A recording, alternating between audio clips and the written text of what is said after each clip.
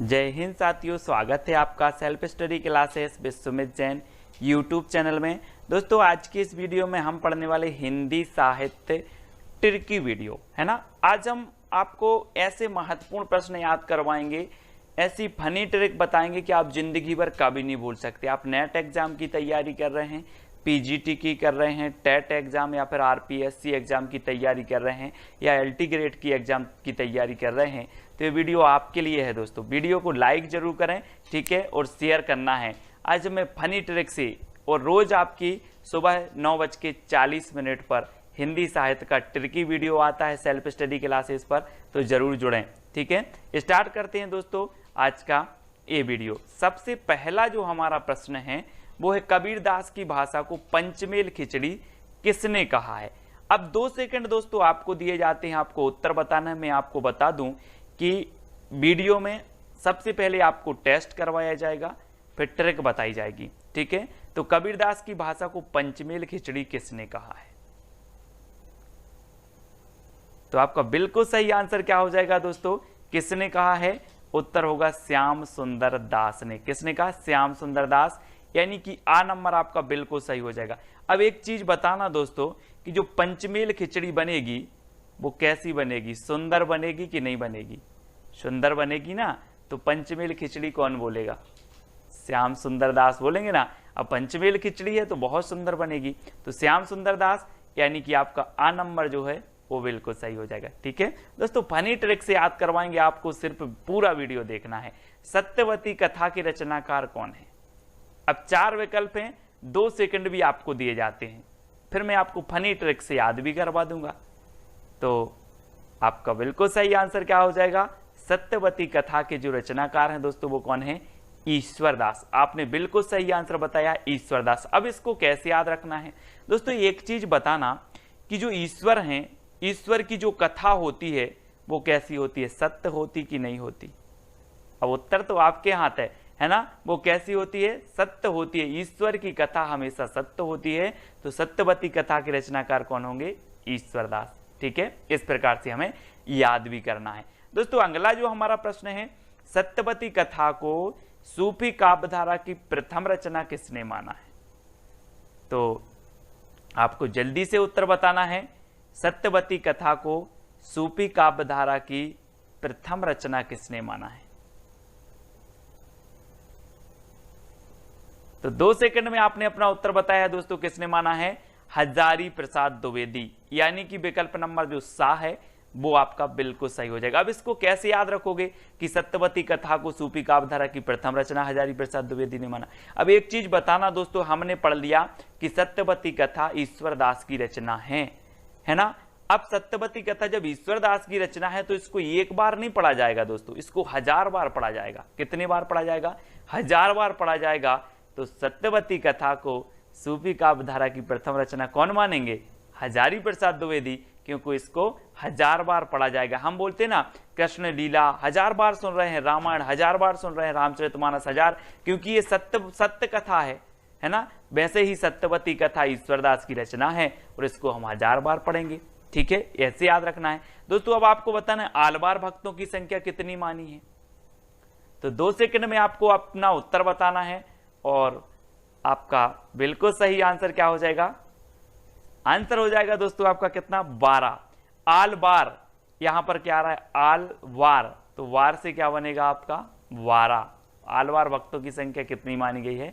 12, ठीक है। वार से 12, यानी कि जो आ नंबर है वो आपका बिल्कुल सही हो जाएगा, ठीक है। अगला क्वेश्चन देखते हैं दोस्तों, अद्वैतवाद के प्रवर्तक कौन माने जाते हैं? अब 2 सेकंड में आप अपना उत्तर बता देना, फिर आपको ट्रिक से याद करवा देंगे हम। तो आपका बिल्कुल सही आंसर क्या होगा? अद्वैतवाद के प्रवर्तक। तब आपका बिल्कुल सही आंसर हो जाएगा क्या दोस्तों? शंकराचार्य, यानी कि जो आ नंबर है वो बिल्कुल सही है, ठीक है। और आपको पता है दोस्तों शंकराचार्य से क्या बनेगा? शंकर जी। और शंकर जी दुनिया में कितने हैं? अद्वितीय हैं। अद्वितीय हैं कि नहीं है कि बहुत सारे हैं? अद्वितीय हैं। दुनिया में शंकर जी क्या है? अद्वितीय हैं। तो अद्वैतवाद के प्रवर्तक कौन होंगे? कौन होंगे? शंकराचार्य, ठीक है। तो इस प्रकार से याद रखना है। अगला बताना दोस्तों, रैदास के गुरु का नाम क्या था? रैदास। तो आपका बिल्कुल सही आंसर क्या होगा, आपको बताना है दोस्तों रैदास के गुरु का नाम। तो हम भी कहते हैं कि हम राम के दास बनकर रहेंगे, हम राम के दास बनकर रहेंगे, राम के चरणों में रहेंगे, उनके दास रहेंगे। तो रैदास के गुरु का नाम क्या था, रामानंद, यानी कि जो आ नंबर है वो बिल्कुल सही हो जाएगा। ठीक है, रामानंद के कितने शिष्य थे दोस्तों, 12 शिष्य थे। ठीक है, और इनके जो है एक शिष्य थे कौन, रैदास, यानी कि रैदास के गुरु कौन थे, रामानंद थे। ठीक है, ये चीज याद रखनी है दोस्तों। अगला बताना अनुराग बांसुरी के रचनाकार कौन है। 4 विकल्प हैं, 2 सेकंड भी आपको दिए जाते हैं। तो आपने बिल्कुल सही बताया है दोस्तों। अनुराग मतलब क्या होता है, अनुराग मतलब होता है दोस्तों प्रेम। क्या होता है, मैं अनुराग करता हूं, उससे प्रेम करता हूं।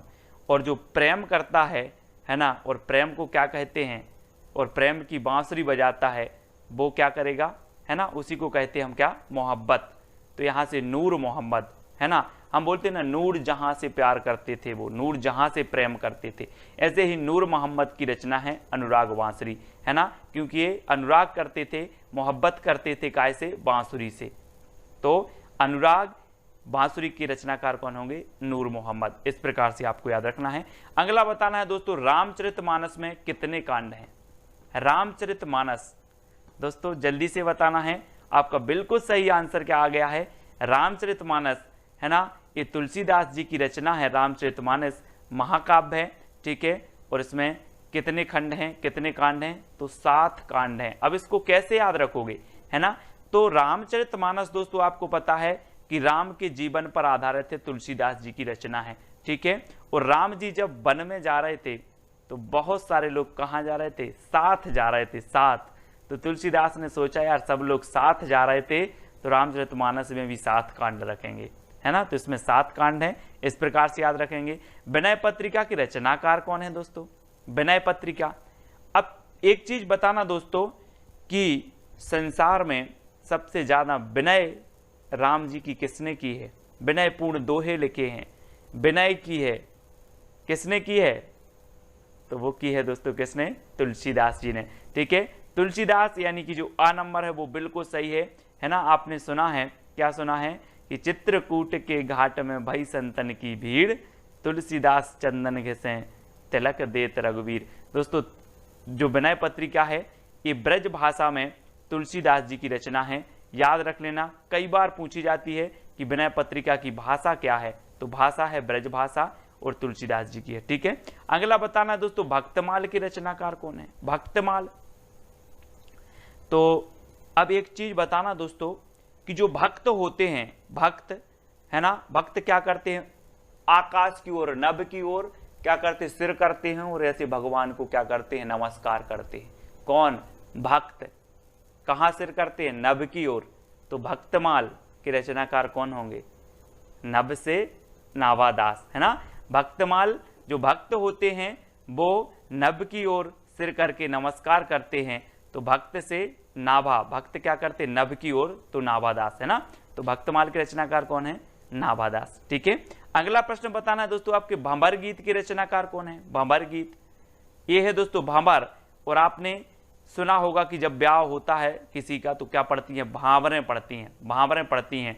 और जब नई नई दुल्हन होती है और क्या करती है, भांवरें पढ़ के जाती है, तो सबसे ज्यादा वो देखती है, क्या देखती है कि नंद कैसी है, नंद कैसी है। और नंद अगर तेज हुई तो सोचती है यार नंद की भांवर पड़ जाती जल्दी, नंद की भंवर जल्दी पड़ जाती।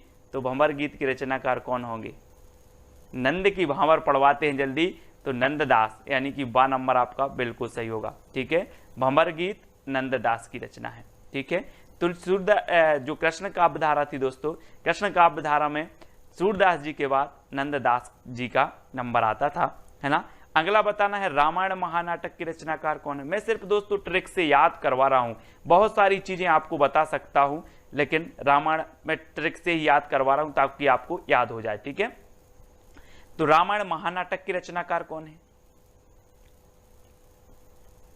अब दोस्तों आपको 2 सेकंड में उत्तर बताना है, और मैं थोड़ी सी आपको हिंट दे रहा हूं कि जो रामायण महानाटक है और जो रामायण है वो हमारी क्या है, प्राण है कि नहीं है। हम बोलते हैं कि रामायण तो हमारी प्राण है, प्राणों के समान है, हम उसको पढ़ते हैं, उससे सार तत्व ग्रहण करते हैं, तो हमारी क्या है, प्राण। तो रामायण महानाटक के रचनाकार कौन हो जाएंगे, कौन होंगे? अब आपको ही बताना है कि रामायण तो हमारी प्राण है, तो प्राणचंद्र चौहान, यानी कि जो 12 नंबर है वो आपका बिल्कुल सही हो जाएगा।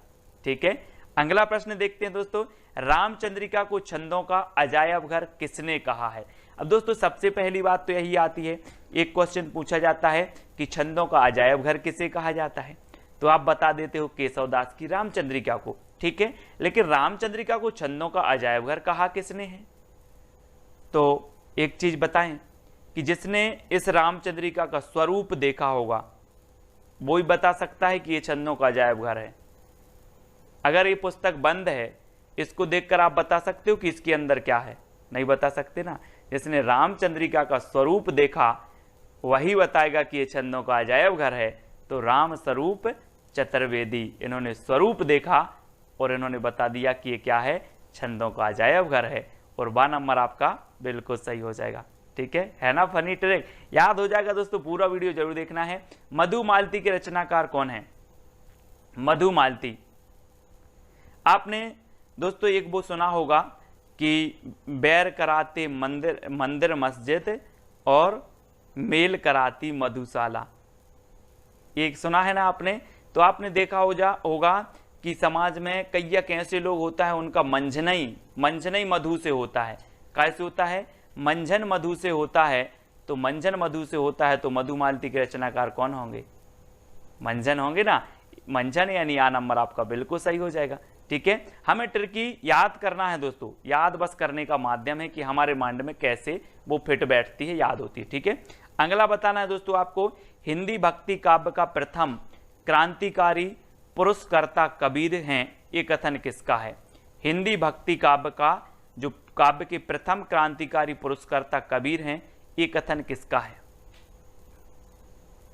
तो ये चीज तो कौन बता देंगे? बच्चे बता देंगे, सभी को पता है। कौन बता देंगे? बच्चे भी बता देंगे कि हिंदी भक्ति काव्य के जो प्रथम क्रांतिकारी कवि हैं वो कबीर हैं। बच्चा भी बता देगा साहब, क्योंकि भक्ति से ओतप्रोत थे कबीरदास ने, समाज को फटकारा और भक्ति से, तो ये बच्चे बता देंगे। तो बच्चन सिंह का कथन होगा। किसका होगा? बच्चन सिंह, यानी कि जो आ नंबर है वो बिल्कुल सही होगा। हिंदी भक्ति काव्य का प्रथम क्रांतिकारी पुरस्कर्ता कबीर हैं, ये कथन किसका है? बच्चन सिंह का। ठीक है, इस प्रकार से कथन भी याद हो जाएंगे आपको, आप बिल्कुल चिंता न करें। निरंतर सीरीज देखना है, रोज 9:30 पर आपकी, रोज सुबह 9:30 पर ट्रिकी वीडियो होगा। ठीक है, तो जरूर देखें। और रात्रि 9 बजे आपकी हिंदी साहित्य की विस्तृत क्लास होती है, तो उसको भी देखना है। गुरु नानक का जन्म हुआ था तो कहां हुआ था दोस्तों? सिख संप्रदाय के प्रवर्तक माने जाते हैं गुरु नानक। अब यहां पर क्या आ रहा है? नानक, नाना आ रहा है तो ननकाना, नानक ननकाना, है ना, इस प्रकार से। तो गुरु नानक का जन्म हुआ था कहां पर? ननकाना। आ नंबर आपका बिल्कुल सही हो जाएगा। अगला बताना दोस्तों, नगेंद्र के अनुसार प्रथम सूफी काव्य रचना कौन सी है? सूफी काव्य धारा आपने पढ़ी होगी भक्ति काल में। अब सूफी काव्य रचना बतानी है तो नगेंद्र के अनुसार बताना है, तो जल्दी से बताएं, 2 सेकंड में आपको। तब आपका राइट आंसर क्या हो जाएगा दोस्तों? वो मैं आपको बता रहा हूं, थोड़ा सा हिंट दे रहा हूं कि अगर आपके सामने नांग आ जाए तो आप हंसोगे कि दौड़ लगा दोगे? है ना, अगर अचानक आपके सामने ऐसे करके नांग आ जाए तो आप हंसोगे कि दौड़ लगा दोगे? है ना, दौड़ लगा देंगे। तो नगेंद्र के अनुसार जो सूफी काव्य की प्रथम रचना है वो हंसावली है। कौन सी है? हंसावली। ठीक है, याद रख लेना, हंसना नहीं है, हंसना नहीं है। अगर नांग आ जाए तो हंसना नहीं है, दौड़ लगा देना है। तो हंसावली है, सभी लोग याद रखेंगे। ठीक है, अगला बताना है दोस्तों आपको, सुंदर विलास किसका ग्रंथ है? सुंदर विलास, तो प्रश्न क्रमांक 18 है और 2 सेकंड है, बिल्कुल आप आसानी से बता देंगे कि सुंदर आ रहा है तो सुंदर विलास सुंदरदास का ही होगा। ठीक है, सुंदरदास, ये बिल्कुल सही है आपका। ठीक है, आ नंबर आपका बिल्कुल सही हो जाएगा। सुंदरदास का ये ग्रंथ है सुंदर विलास। अगला बताना है दोस्तों, निम्न में से अष्टछाप का कवि नहीं है। अष्टछाप को जो स्थापना हुई थी, मैं आपको अभी क्वेश्चन पूछूंगा उसका, वो अभी नहीं बता रहा हूं मैं आपसे। तो निम्न में से अष्टछाप का कवि नहीं है बताना है। अष्टछाप की स्थापना मैं आपको इतना बता दे रहा हूं कि विट्ठल नाथ ने की थी, ठीक है, लेकिन कौन सा कवि नहीं है इनमें से? तो आपका बिल्कुल सही आंसर क्या हो जाएगा दोस्तों? क्या होगा? आपका नंददास जी भी हैं, सूरदास जी भी हैं, छीत स्वामी हैं, लेकिन कौन नहीं है? नावादास, जिनकी रचना हमने पढ़ी थी कौन सी है? भक्तमाल, है ना, भक्तमाल इनकी रचना है। और ये नावादास जो हैं ये अष्टछाप के कवि नहीं है, यानी कि आपका जो उत्तर है आ नंबर बिल्कुल सही हो जाएगा। अब लोग कंफ्यूज होते हैं दोस्तों, यहाँ भी दास आ रहा है, यहाँ भी दास आ रहा है, यहाँ भी दास आ रहा, तो ये तीनों तो होने चाहिए, ये छीत स्वामी आ रहा तो ये नहीं होनी चाहिए, ऐसे कर देते हैं। लेकिन जिन्होंने पढ़ा है उनको ज्ञान है। कुंभन दास के गुरु कौन थे दोस्तों? वल्लभाचार्य, रामानंद, कबीरदास या विट्ठलनाथ? तो अब दोस्तों यहाँ पर बताना है, फंस गई ना कैसेट, कि वल्लभाचार्य के हैं कि विट्ठलनाथ के हैं। तो दोस्तों एक चीज मैं आपको हिंट दे रहा हूं कि अगर कुंभ के मेले में जाना है तो क्या होना चाहिए? बल होना चाहिए, क्योंकि भीड़ इतनी रहती है कि आपके अंदर अगर बल नहीं होगा तो आप कुंभ के मेले में नहीं जा सकते। तो कुंभ के मेले में बल चाहिए, तो कुंभन दास के गुरु कौन होंगे? बल से वल्लभाचार्य, यानी कि जो आ नंबर है वो आपका बिल्कुल सही हो जाएगा, ठीक है। कि भरत मिलाप के रचनाकार कौन है? अब भरत मिलाप के रचनाकार बताना है दोस्तों आपको कौन है। 4 विकल्प हैं और 2 सेकंड भी आपको दिए जाते हैं। फिर मैं आपको ट्रिक बताने वाला हूं, थोड़ी सी हिंट देता हूं कि भरत का मिलाप किससे हुआ था? किससे हुआ था? ईश्वर से हुआ था ना। भरत का मिलाप ईश्वर, है ना, श्री राम से हुआ था। तो भरत मिलाप के रचनाकार कौन होंगे? कौन होंगे? भरत का मिलाप ईश्वर से हुआ था तो ईश्वरदास, यानी कि जो विकल्प नंबर आपका ए है वो बिल्कुल सही हो जाएगा, ठीक है। ऐसे ही याद हो जाएंगे दोस्तों आपको। अगला बताना है आपको, बांग्ला भाषा में रचित राम कथा का नाम क्या है? प्रश्न क्रमांक 2 कई बार एग्जाम में पूछा गया दोस्तों। अब 2 सेकंड आपको दिए जाते हैं, आपको उत्तर भी बताना है और मैं आपको ट्रिक भी बताऊंगा, है ना। यहाँ पर 2 चीजें हो रही हैं कि मैं आपको टेस्ट भी करवा रहा हूँ और ट्रिक से याद भी करवा रहा हूँ। तो जल्दी से बताएं, बांग्ला भाषा में रचित राम कथा का नाम क्या है? तो दोस्तों आपको ऐसा नहीं लग रहा कि बंगला से क्या बनेगा? बंगला जिसमें आप क्या करते हो? वास करते हो। क्या करते हो? वास करते हो। तो बांग्ला भाषा में रचित जो राम कथा होगी वो कौन सी होगी? वास से कृतिवास रामायण, है ना। हमने याद कर लिया कि बांग्ला भाषा का आया तो बांग्ला में हम क्या करते हैं? वास, तो कृतिवास रामायण, यानी कि जो विकल्प नंबर आपका ये है वो बिल्कुल सही हो जाएगा। बिल्कुल सरल है, आप कभी नहीं भूल सकते, ठीक है। अगला है दोस्तों आपका, श्रृंगार रस के घोर विरोधी कौन से संत कवि हैं थे? तो 4 विकल्प हैं, 2 सेकंड भी आपको दिए जाते हैं दोस्तों। तो अब एक चीज बताना दोस्तों कि श्रृंगार की जरूरत किसे नहीं होती? आप बोलते ना कि खूबसूरत लोगों को सजने की जरूरत नहीं होती है ना। तो जो सुंदर होते हैं उन्हें श्रृंगार की जरूरत नहीं है, तो वो श्रृंगार का विरोध करेंगे कि नहीं करेंगे? करेंगे। तो श्रृंगार रस के विरोधी कवि कौन होंगे? जो सुंदर होंगे, यानी कि सुंदरदास। और दा नंबर आपका बिल्कुल सही हो जाएगा। अब आप कभी नहीं भूलोगे दोस्तों, है ना। अगला बताना है दोस्तों, संत काव्य का प्रधान रस कौन सा है? संत काव्य धारा भक्ति काल की जो संत काव्य धारा थी, है ना, वो बताना है, जैसे ज्ञान मार्गी शाखा भी कहा जाता है। अब इसका जो प्रधान रस है वो कौन सा है? ये 4 विकल्प है, 2 सेकंड आपको बताना। मैं आपको हिंट दे रहा हूं दोस्तों कि दुनिया में संत क्यों बनते हैं? आदमी क्यों बनते हैं? आत्म शांति के लिए, कि मुझे आत्म शांति मिलेगी, इस दुनिया की भाग दौड़ में कुछ नहीं रहा है। तो संत काव्य धारा में संत बने व्यक्ति तो आत्म शांति के लिए, तो संत काव्य का प्रथम जो प्रधान रस होगा वो कौन सा होगा? शांत रस, है ना, क्योंकि ये शांति के लिए ही तो संत बने हैं। तो आ नंबर आपका बिल्कुल सही हो जाएगा, ठीक है। अब अगला क्वेश्चन है दोस्तों, कबीर को वाणी का डिक्टेटर कहने वाले आलोचक कौन थे? तो कौन थे? 4 विकल्प हैं, 2 सेकंड में आपको अपना उत्तर बताना है। और फिर मैं आपको हिंट दे रहा हूं कि दोस्तों कबीर की वाणी थी ही ऐसी कि उन्हें वाणी का डिक्टेटर एक बार नहीं 1000 बार बोलो, 1000 बार बोलो तब भी वो वाणी के डिक्टेटर थे। 1000 बार बोलोगे तो हजारी प्रसाद द्विवेदी, है ना। वाणी के डिक्टेटर किसने बोला? हजारी प्रसाद द्विवेदी ने, क्योंकि वो वाणी के डिक्टेटर थे और उन्हें एक बार नहीं 1000 बार बोलेंगे तब भी वो वाणी के डिक्टेटर थे। ठीक है, याद रख लेना। अब अगला बताना दोस्तों, उज्ज्वल नीलमणि के रचनाकार कौन है? 4 विकल्प है, 2 सेकंड है आपके पास, उत्तर भी आपको बताना है। अगर बनता है तो कमेंट में उत्तर लिखते जाइए आप। उज्ज्वल नीलमणि की रचनाकार कौन है आपको बताना है। तो एक बताना दोस्तों कि आप लोग पढ़ते ना कि ज्यों ज्यों बूढ़े श्याम रंग त्यों त्यों उज्ज्वल होए, है ना। तो क्या हो रहा है? उज्ज्वल रूप, क्या हो रहा है? रूप उज्ज्वल हो रहा है। तो उज्ज्वल रूप हो रहा है तो उज्ज्वल नीलमणि के रचनाकार कौन होंगे? कौन होंगे? रूप गोस्वामी, है ना, क्योंकि क्या हो रहा है? रूप उज्ज्वल हो रहा है। ठीक है, तो डी नंबर आपका बिल्कुल यहाँ पर सही आंसर हो जाएगा, है ना। अगला बताना दोस्तों, विशिष्टाद्वैतवाद के प्रवर्तक कौन है? 4 विकल्प हैं, 4 में से एक का चयन करना है। विशिष्टाद्वैतवाद के प्रवर्तक बताना है।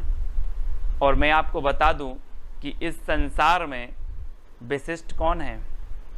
कौन है विशिष्ट? राम, है ना, राम, है ना। तो विशिष्टाद्वैतवाद के कौन होंगे? रामानुजाचार्य, यानी कि जो विकल्प नंबर आपका 1 है वो सही है ना। यहाँ पर कहा कि सर संसार में विशिष्ट हैं कौन? राम। तो विशिष्टाद्वैतवाद के प्रवर्तक कौन माने जाएंगे? रामानुजाचार्य। ठीक है, यानी यह नंबर आपका बिल्कुल सही हो रहा है। अगर दोस्तों वीडियो आपको याद हो रहा है, प्रश्न याद हो रहे हैं, ट्रिक अच्छी लग रही है तो वीडियो को लाइक करके अपने मित्रों तक शेयर जरूर करें। अब बीसल देव रासों के रचनाकार बताना है दोस्तों। बीसल देव, है ना, रासों के रचनाकार कौन होंगे? 2 सेकंड में आपको उत्तर बताना है। तो आपका बिल्कुल सही आंसर क्या हो जाएगा? क्या हो जाएगा? ये रचना कई बार पूछी गई है दोस्तों। और आपको बता दूं कि अजमेर के राजा के प्रेम प्रसंग या वियोग से संबंधित है ना। तो ये श्रृंगारिक रचना मानी जाती है और गीति काव्य मानी जाती है, बीसल देव रासो, है ना।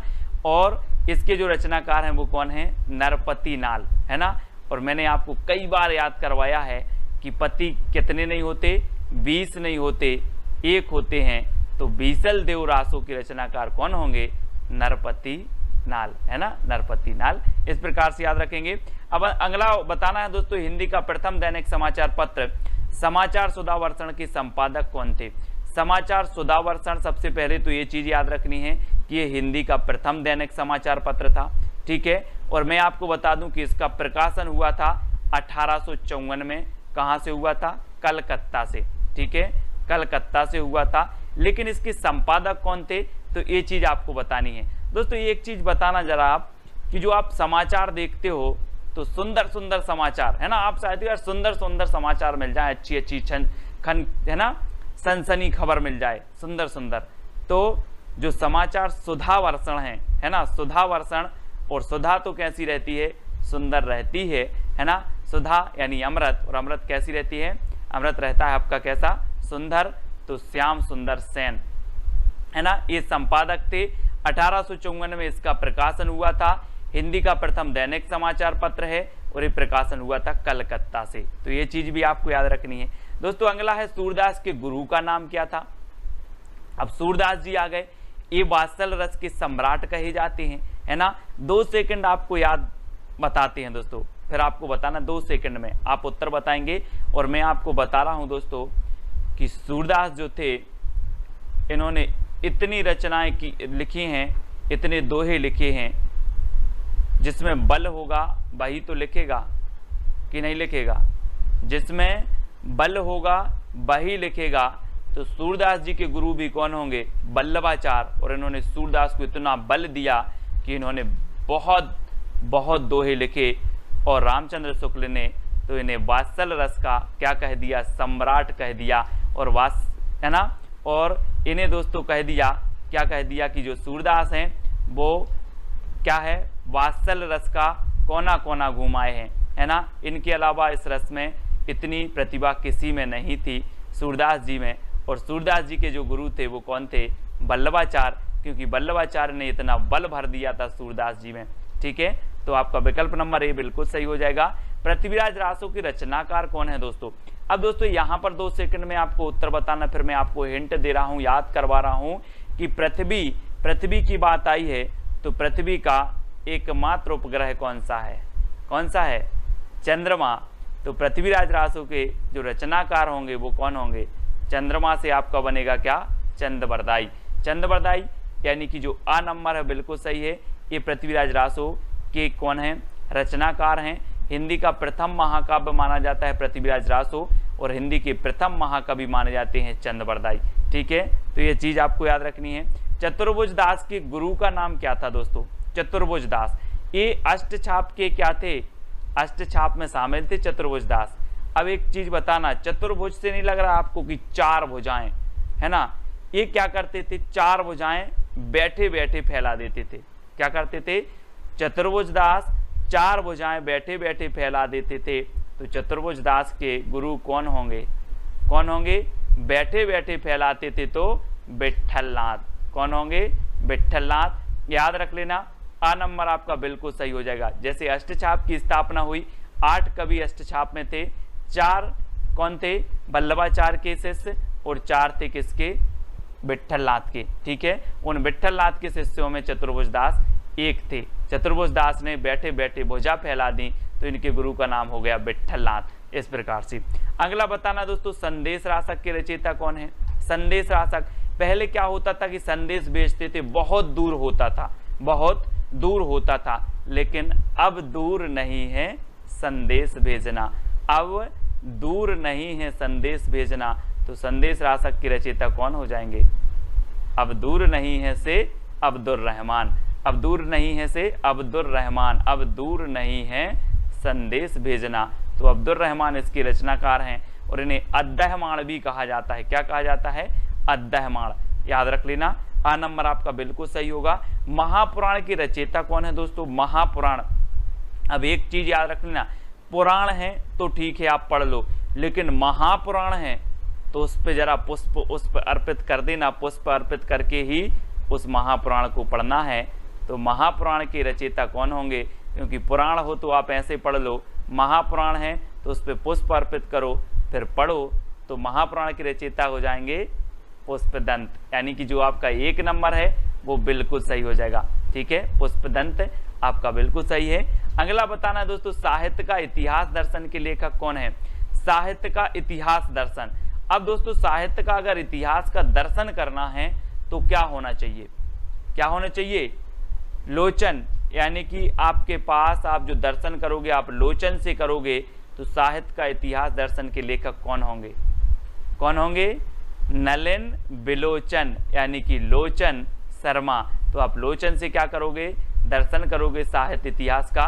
तो सी नंबर आपका सा नंबर बिल्कुल सही हो जाएगा। ठीक है, अगला बताना दोस्तों, हिंदी खड़ी बोली का प्रथम कवि कौन माना जाता है?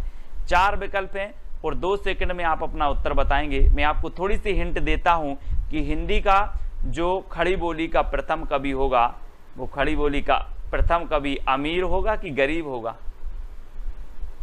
अमीर होगा ना। हिंदी खड़ी बोली का प्रथम कवि गरीब नहीं होगा, वो अमीर होगा, है ना। तो कौन हो जाएंगे? अमीर खुसरो। हिंदी खड़ी बोली का प्रथम कवि अमीर ही होगा, तो अमीर खुसरो। ठीक है, इस प्रकार से याद रखेंगे। अब दोस्तों आपको बताना, ढोला मारूरा दोहा के रचयिता कौन है?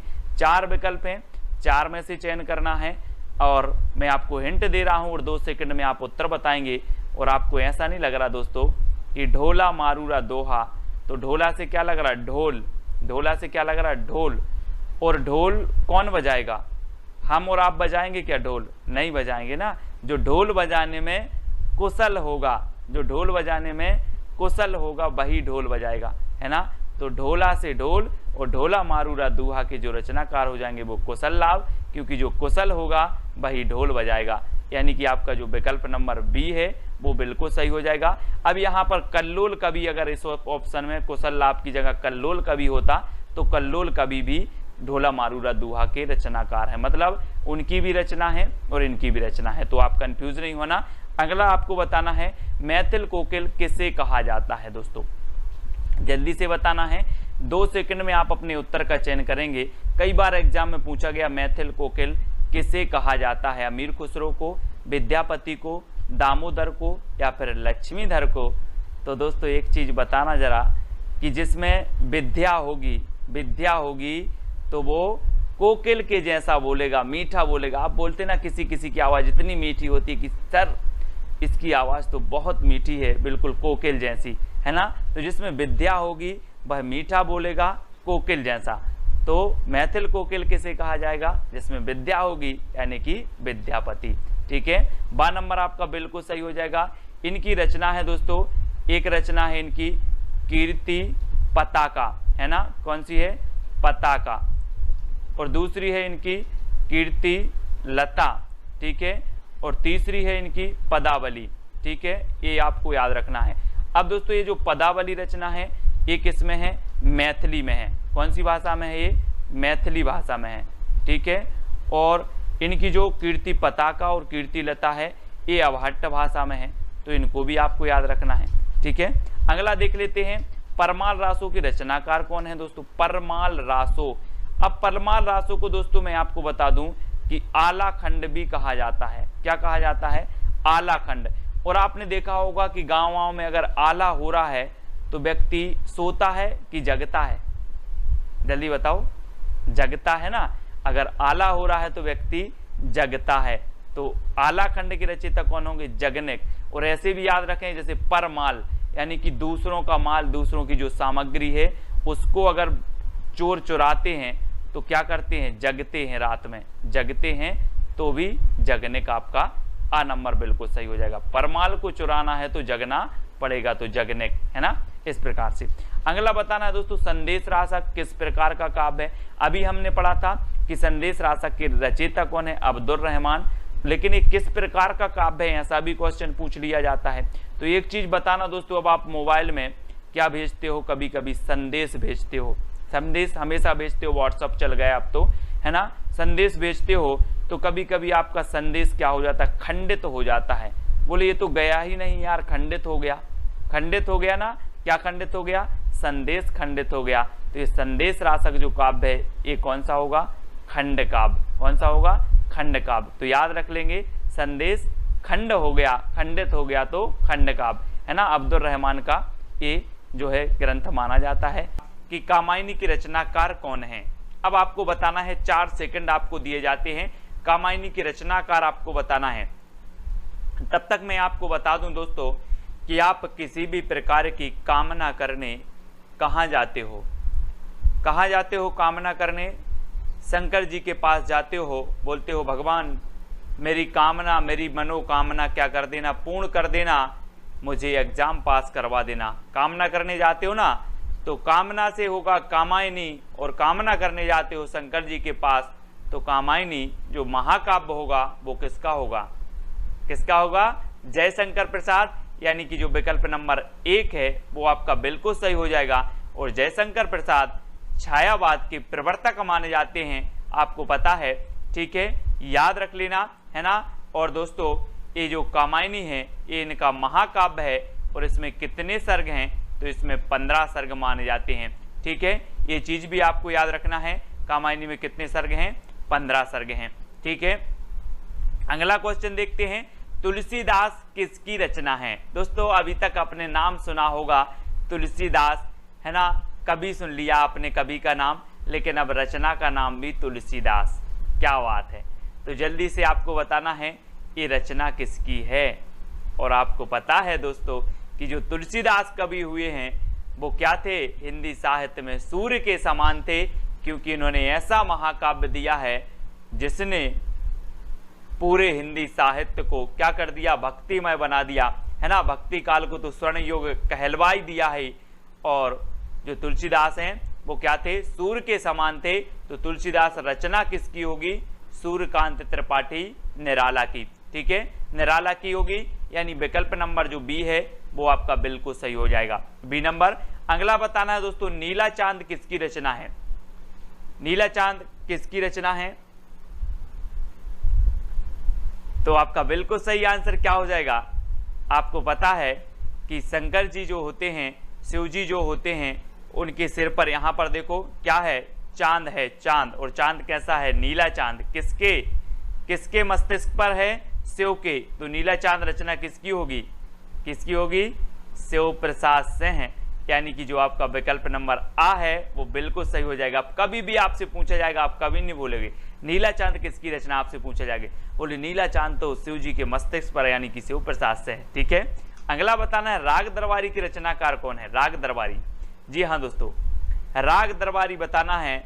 आप क्या बोलते हो कि दरबार में तो मेरा लाल बैठा है, दरबार में मेरा लाल बैठा है, तो राग दरबारी किसकी रचना होगी? श्री लाल की होगी कि रामचंद्र शुक्ल की होगी? आपने देख लिया ना कि दरबार में कौन बैठा है, लाल बैठा है, तो श्री लाल शुक्ल, यानी कि जो आपका विकल्प नंबर 1 है वो बिल्कुल सही हो जाएगा, 1 नंबर। ठीक है, अगला क्वेश्चन देखते हैं दोस्तों, प्रिय प्रवास की रचनाकार कौन है? आप अपना टेस्ट भी करते जाएं और ट्रिक से याद भी होता जाएगा। अब एक चीज बताना दोस्तों कि आपको सबसे प्रिय क्या है? क्या है प्रिय? अयोध्या। अयोध्या आपके लिए बहुत सबसे प्रिय है, क्योंकि राम की जन्मभूमि है अयोध्या, आपके लिए प्रिय है। ठीक है कि नहीं है? कमेंट में बता देना। सभी को प्रिय है, तो प्रिय प्रवास किसकी होगी? अयोध्या से उपाध्याय हरिऔध की। ठीक है, तो याद रख लेना, प्रिय क्या है? अयोध्या। तो प्रिय प्रवास खड़ी बोली का प्रथम महाकाव्य माना जाता है ना। प्रिय प्रवास और अयोध्या से उपाध्याय हरिऔध का है, और हरिऔध द्विवेदी युग के कवि माने जाते हैं। तो ये चीज भी आपको याद रखनी है। कितनी नाव में कितनी बार की रचनाकार कौन है? कितनी नाव में कितनी बार। अब आपसे कहा जाए कि आप कितनी नाव में कितनी बार बैठे, तो बोले सर अज्ञे, पता नहीं मुझे, बहुत बार बैठे। अज्ञे है, क्या है? अज्ञे है, अज्ञात है ना। तो कितनी नाव में कितनी बार? अज्ञे। कितनी नाव में कितनी बार? अज्ञे। तो विकल्प नंबर जो आ है वो बिल्कुल सही हो जाएगा। ठीक है, प्रयोगवाद के श्रेष्ठ कवि माने जाते हैं दोस्तों अज्ञे जी। ठीक है, नेक्स्ट बताना है आपको, अशोक के फूल किसकी रचना है? 4 विकल्प हैं, अशोक के फूल बताना है। और मैं आपको बता दूं कि 2 सेकंड में आप अपने उत्तर का चयन कर लेना। और जो अशोक के फूल है दोस्तों, चित्र में भी आप देख रहे हैं कि अशोक एक फूल फूलेगा कि 1000? अशोक में कितने फूल होंगे? एक फूल होगा कि 1000 फूल होंगे? तो आपने सही बताया कि सर 1000 फूल होंगे। तो अशोक के फूल रचना किसकी हो जाएगी? किसकी होगी? 1000 फूल होंगे तो हजारी प्रसाद द्विवेदी, यानी कि जो विकल्प नंबर आपका आ है वो बिल्कुल सही हो जाएगा। ठीक है, अब अगला बताना है दोस्तों, जूही की कली रचनाकार कौन है? जूही की कली के रचनाकार, ये दोस्तों प्रथम छंद मुक्त रचना मानी जाती है। ठीक है, और जब जूही की कली है, जूही की कली है, तो ये कली कैसी होगी? निराली ही होगी, है ना। निराली ही कली होगी, छंद मुक्त रचना है, और ये जूही की कली निराला जी की रचना, क्योंकि ये कली कैसी है? निराली, तो निराला जी की रचना है। आ नंबर आपका बिल्कुल सही होगा। ठीक है, ये क्रांतिकारी कवि कहे जाते हैं दोस्तों। छायावाद के 4 आधार स्तंभों में प्रमुख स्थान रखते हैं निराला जी। सूर्यकांत त्रिपाठी निराला, तुलसीदास, इनकी रचना हम पढ़ चुके हैं पहले। नदी के दीप रचना किसकी बताना है दोस्तों? हमने पढ़ा था पहले कि कितनी नाव में कितनी बार, आपने बताया सर अज्ञे। अब मैं पूछ रहा हूं आपसे कि नदी में कितने दीप होते हैं? नदी में कितने दीप होंगे? तब भी आप बोलोगे सर मुझे नहीं पता, अज्ञे, है ना। अज्ञे, तो नदी के दीप रचना किसकी होगी? अज्ञे। ठीक है, अज्ञे याद रखना।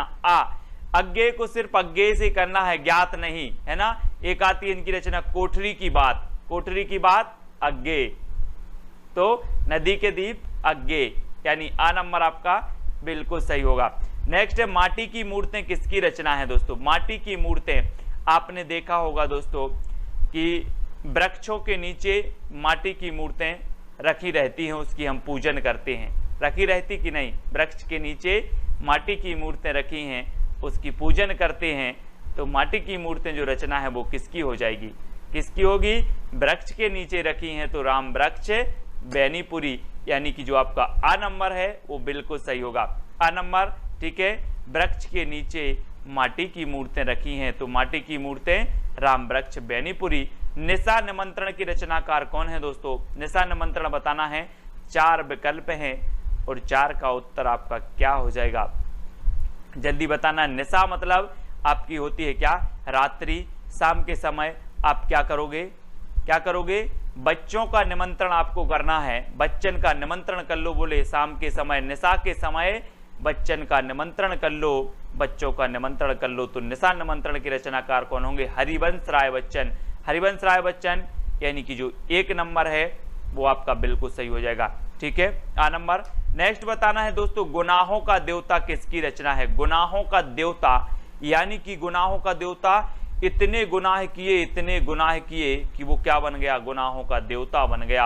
अब जब देवता बन गया दोस्तों तो वो काय की शरण में आएगा, काय की शरण में आएगा। जब आदमी बहुत सारे गुनाह कर लेता है तो फिर बोलता है यार कि अब तो धर्म की शरण में जाएं, धर्म की शरण में जाया जाए। तो गुनाहों का देवता की रचनाकार कौन होंगे, कौन होंगे, धर्मवीर भारती। यानी कि जो 1 नंबर है वो आपका बिल्कुल सही हो जाएगा, आ नंबर। ठीक है, अगला क्वेश्चन देखते हैं दोस्तों, सखाराम बाइंडर। सखाराम बाइंडर की रचयिता कौन है, सखाराम बाइंडर।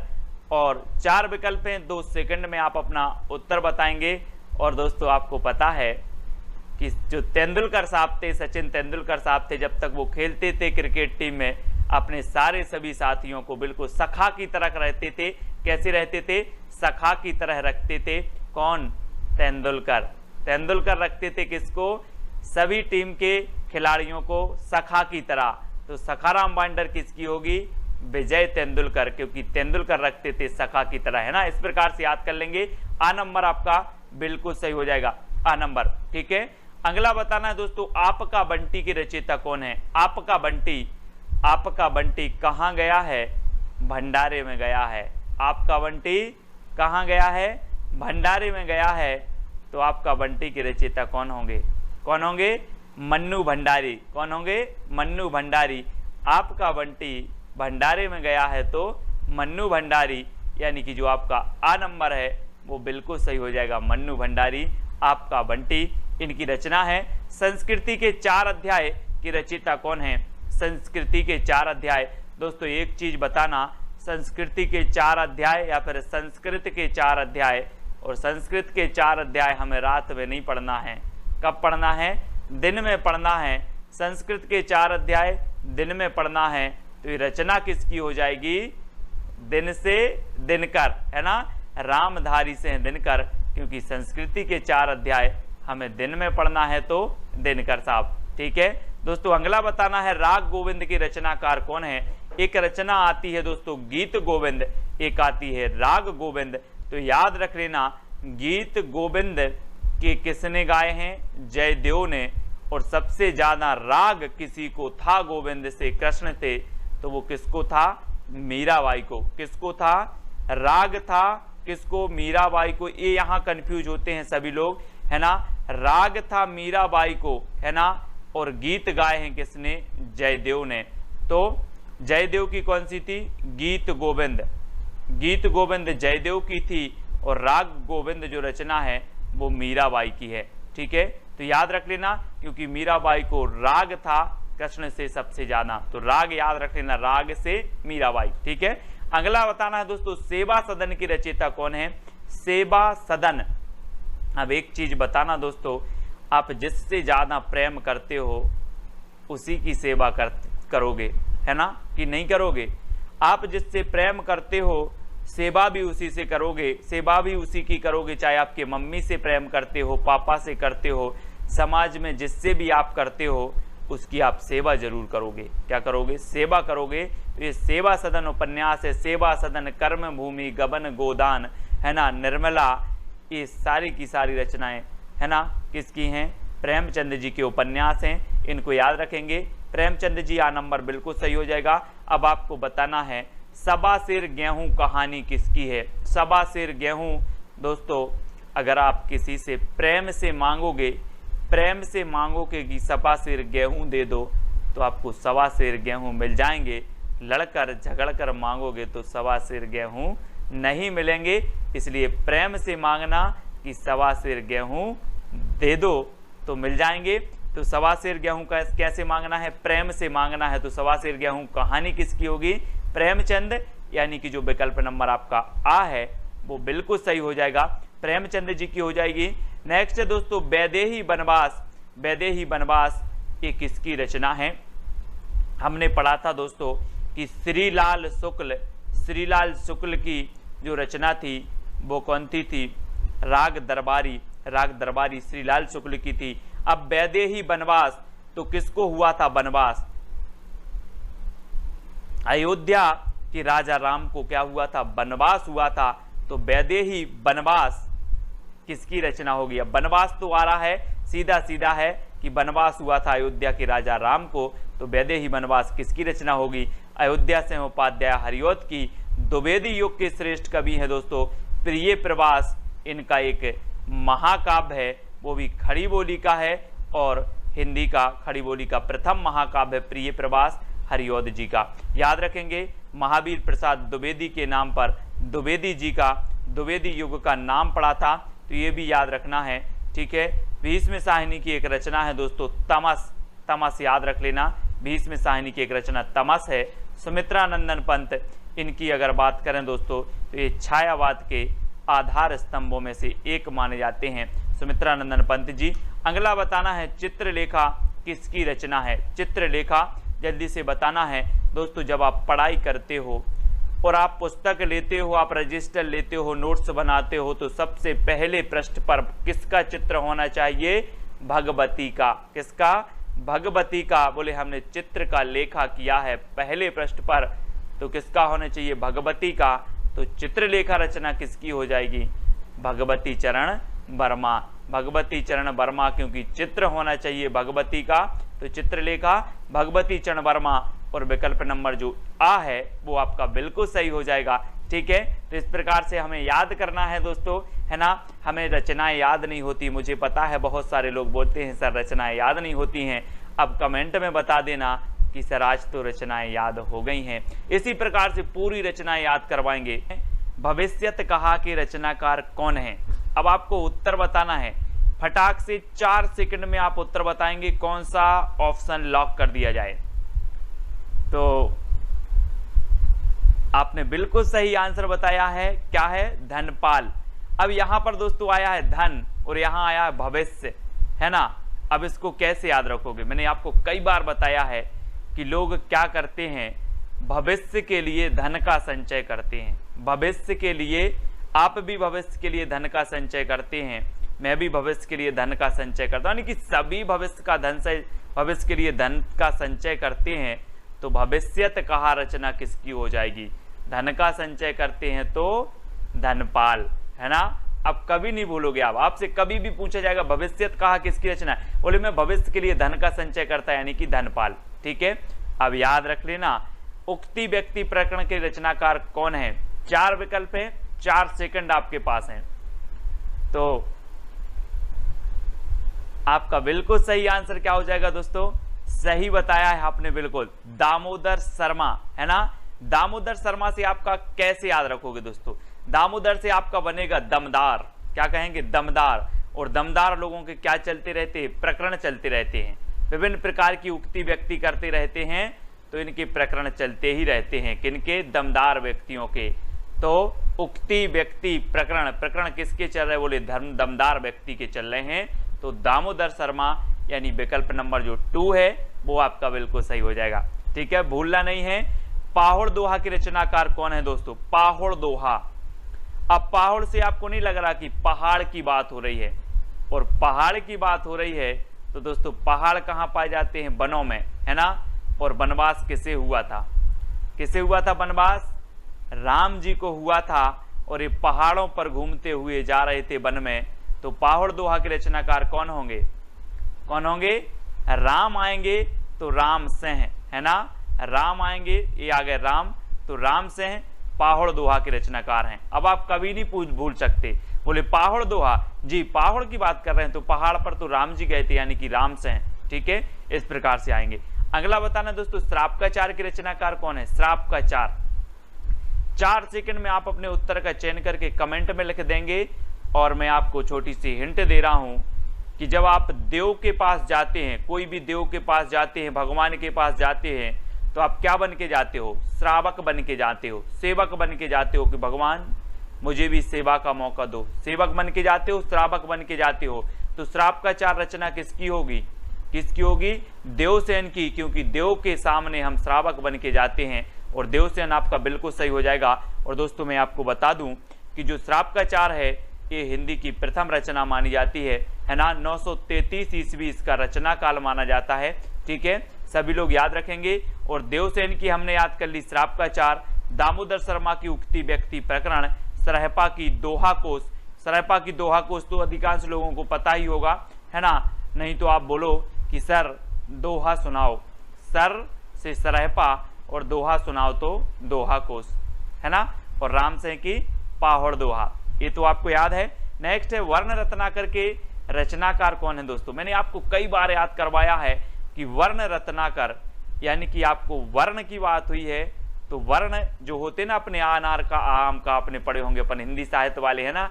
तो वर्ण रत्नाकर यानी कि वर्ण, और वर्ण हमें कैसे पढ़ना है? ज्योति में पढ़ना है, ज्योति में, अंधेरे में नहीं पढ़ना वर्णों को, नहीं तो अनार को उल्लू का बोल दो। इसलिए वर्णों को ज्योति में पढ़ना है। तो वर्ण रत्नाकर के रचनाकार कौन होंगे? ज्योति में पढ़ना है तो ज्योतिरीश्वर ठाकुर। ठीक है, वर्ण रत्नाकर के। अब आप कभी नहीं बोलोगे, मैं बोलूंगा वर्ण रत्नाकर के रचनाकार कौन है, आप बोलोगे सर ज्योति में पढ़ना है, ज्योतिरीश्वर ठाकुर। यानी कि विकल्प नंबर जो आपका बी है वो बिल्कुल सही हो जाएगा। ठीक है, अगला बताना है दोस्तों, अपभ्रंश शब्द का सबसे पहले प्रयोग किसने किया? अपभ्रंश शब्द का बताना है दोस्तों। अब एक चीज बताना दोस्तों कि जो अपभ्रंश शब्द का प्रयोग करेगा उसको अपभ्रंश शब्द का पहले से पता होगा जब तो उसने प्रयोग किया। अब जिसको कोई चीज पता नहीं है वो कैसे प्रयोग करेगा? तो अपभ्रंश शब्द का पहले से पता था इसलिए प्रयोग किया। पता से आपका क्या बनेगा? पतंजलि। क्या बनेगा? पतंजलि। तो अपभ्रंश शब्द का पतंजलि को क्या था? पता था। तो इन्होंने क्या कर दिया? अपभ्रंश शब्द का सबसे पहले प्रयोग किया इन्होंने। यानी कि आपका जो आ नंबर है वो बिल्कुल सही हो जाएगा। ठीक है, ऐसे याद रखेंगे। अगला बताना दोस्तों, अपभ्रंश को आभीरों की भाषा किसने कहा है? अपभ्रंश को आभीरों की भाषा किसने कहा है आपको बताना है। 4 सेकंड में आपको बताएंगे। अब दोस्तों एक बार अपभ्रंश ने सोचा कि यार मुझे कोई भी कुछ भी बोलता रहता है, आभीरों की भाषा, कहीं ये भाषा, कहीं बिगड़ी हुई भाषा। अब जो बोलेगा तो क्या मिलेगा? दंड मिलेगा। अगर कोई आभीरों की भाषा मुझे बोलेगा तो क्या मिलेगा? दंड। तो आभीरों की भाषा कौन बोलेगा? दंड से दंडी, है ना। कहा कि आभीरों की भाषा अगर बोला तो क्या मिलेगा? दंड। तो आभीरों की भाषा किसने बोला? दंडी ने। ठीक है, अपभ्रंश को दंडी, है ना, याद रख लेना। आ नंबर आपका बिल्कुल सही होगा। किस विद्वान ने अपभ्रंश को देश भाषा माना? देश भाषा किसने माना? 4 विकल्प में से चयन करना है दोस्तों। और मैं आपको बता देता हूं कि जो देश का बेटा होगा, देश का सन होगा, उसे ही देश का माना जाएगा कि नहीं माना जाएगा? कि जो विदेश का आ रहा है उसे देश का मान लिया जाए? जो देश में पैदा हुआ होगा, जो देश का सन होगा, जो देश का बेटा होगा, उसे ही देश का कहेंगे। तो अपभ्रंश को देश भाषा जो कहा है, इन्होंने सोचा कि यार ये तो हमारे ही सन है ना, यहीं उत्पन्न हुआ है। तो सन मतलब ग्रियर्सन, है ना, ग्रियर्सन। इन्होंने देश भाषा कहा है कि अपभ्रंश की जन्म यहीं हुआ है। कहाँ हुआ है? यहीं हुआ है, इसलिए क्या है? देश भाषा है। ये यहीं की क्या है? सन है, सन।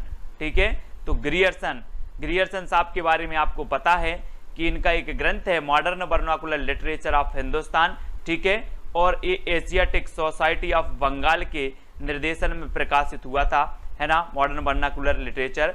और दोस्तों एक प्रश्न और पूछा जाता है कि जो ग्रियर्सन साहब हैं, सर्वप्रथम जो काल विभाजन का प्रयास किया, किसने किया? तो ग्रियर्सन साहब ने किया है सर्वप्रथम। ठीक है, तो याद रख लेना सभी लोग ग्रियर्सन के बारे में। और अपभ्रंश को सबसे पहले देश भाषा कहने वाले हैं तो वो कौन है? ग्रियर्सन साहब। ठीक है, अगला बताना दोस्तों, अवधि का एक अन्य नाम क्या है? अवधि। तो दोस्तों आप लोग विभिन्न प्रकार के कार्य करते हो और उनमें आपको अवधि मिलती है। क्या मिलती है? अवधि। और घर वाले आपसे बोलते हैं कौन सी अवधि मिली, कौन सी अवधि मिली, या अवधि कौन सी ली, अवधि कौन सी ली। तो अवधि का अन्य नाम क्या होगा? कौन सी ली मतलब कौशली। अवधि कौन सी ली? बोले कौशली। ठीक है, तो अवधि का जो अन्य नाम होगा वो क्या होगा? कौशली। अब याद रख लेना अवधि कौंसिली, है ना, इस प्रकार से। तो कौंसिली आपको याद रखना है, ठीक है। अगला आपको बताना दोस्तों, अवधि ग्रंथ अवध विलास किसकी रचना है? अवध विलास, आप लोगों ने वो एक गीत सुना होगा दोस्तों, एक गीत है बुंदेलखंड का कि बना की अवधपुरी ससुराल बारात को जय है रे, एक आपने गीत सुना होगा। अवध से क्या हो जाएगा? अवध का लाल, अवध का लाल। तो अवधि ग्रंथ है अवध विलास, और अवध विलास के जो रचनाकार होंगे वो कौन होंगे? लाल दास, क्योंकि अवध का लाल, है ना। तो याद रखना अवधि ग्रंथ है अवध विलास, और अवध विलास के रचनाकार हैं लाल दास। सभी को याद रखें, कभी भूलना नहीं। अगर भूल गए तो एक बार वीडियो फिर से देख लेना। राम काव्य परंपरा की सर्वप्रमुख भाषा है तो कौन सी है? दोस्तों आपको पता है कि राम को भी क्या मिली थी? अवधि मिली थी। बोले आप 14 वर्ष के वनवास को जाओगे, है ना, और इनको अवधि मिल गई 14 वर्ष की।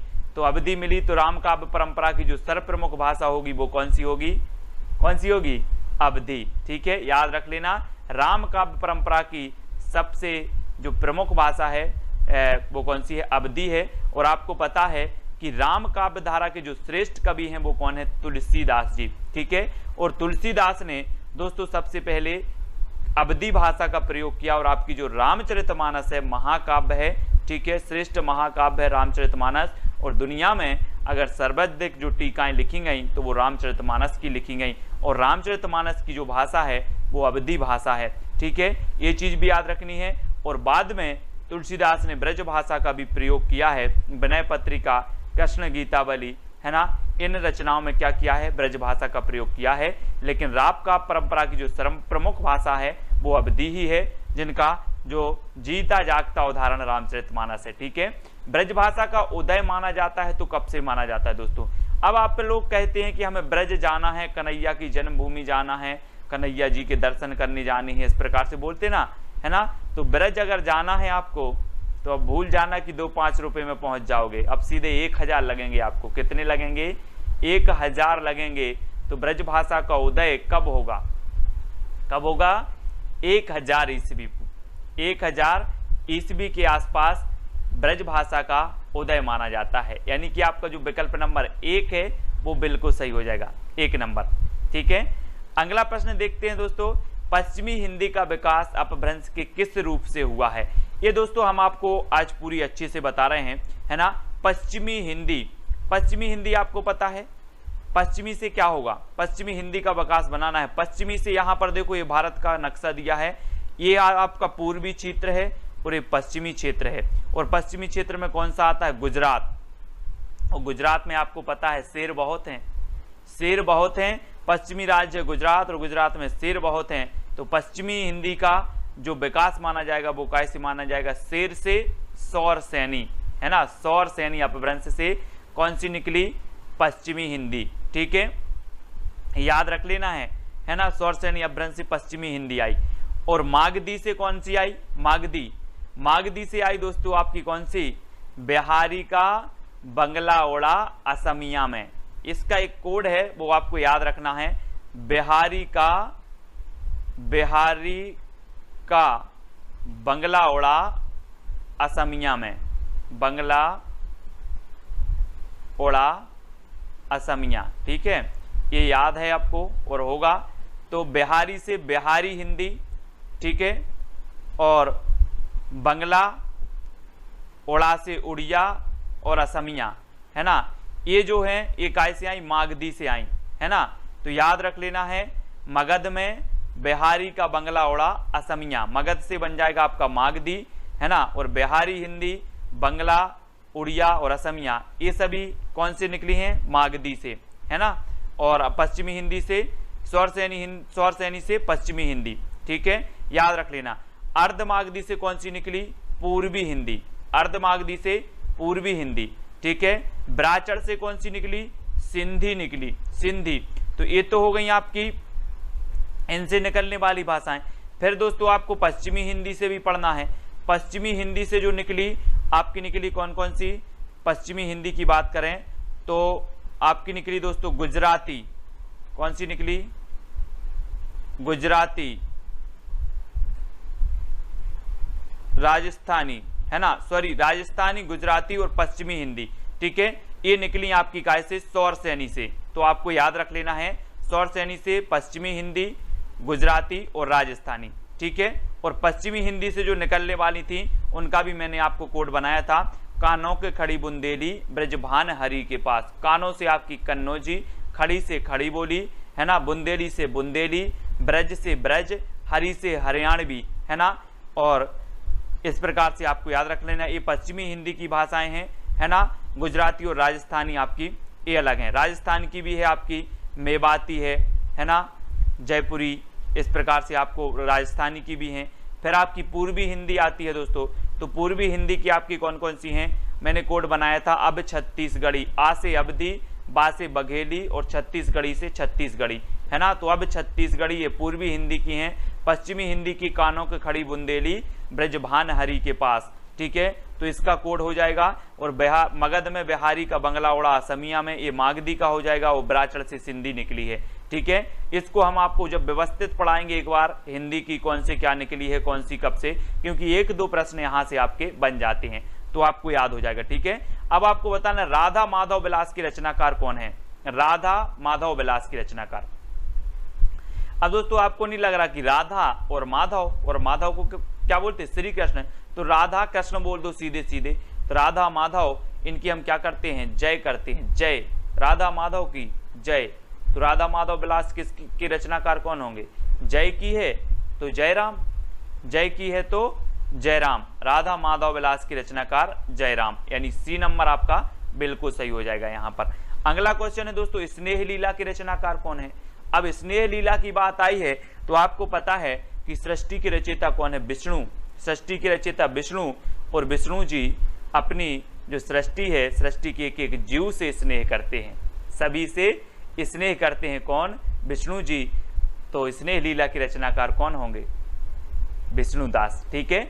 स्नेह लीला के रचनाकार विष्णुदास, यानी कि आ नंबर आपका बिल्कुल सही हो जाएगा। अगला बताना दोस्तों, रानी केतकी की कहानी के रचनाकार कौन है। बहुत ही बढ़िया है, उदयभान चरित इसे कहा जाता है, ठीक है। इसका दूसरा नाम है उदयभान चरित, रानी केतकी की कहानी, है ना। और दोस्तों आपको पता है कि रानी केतकी की कहानी इंसान ने ही नहीं अल्लाह ने भी सुनी। रानी केतकी की कहानी इंसान ने ही नहीं अल्लाह ने भी सुनी। तो इसके रचनाकार कौन होंगे, इंसा अल्लाह खां, है ना, इंसा अल्लाह खां, याद रख लेना। रानी केतकी की कहानी इंसान ने ही नहीं अल्लाह ने भी सुनी, तो इंसा अल्लाह खां।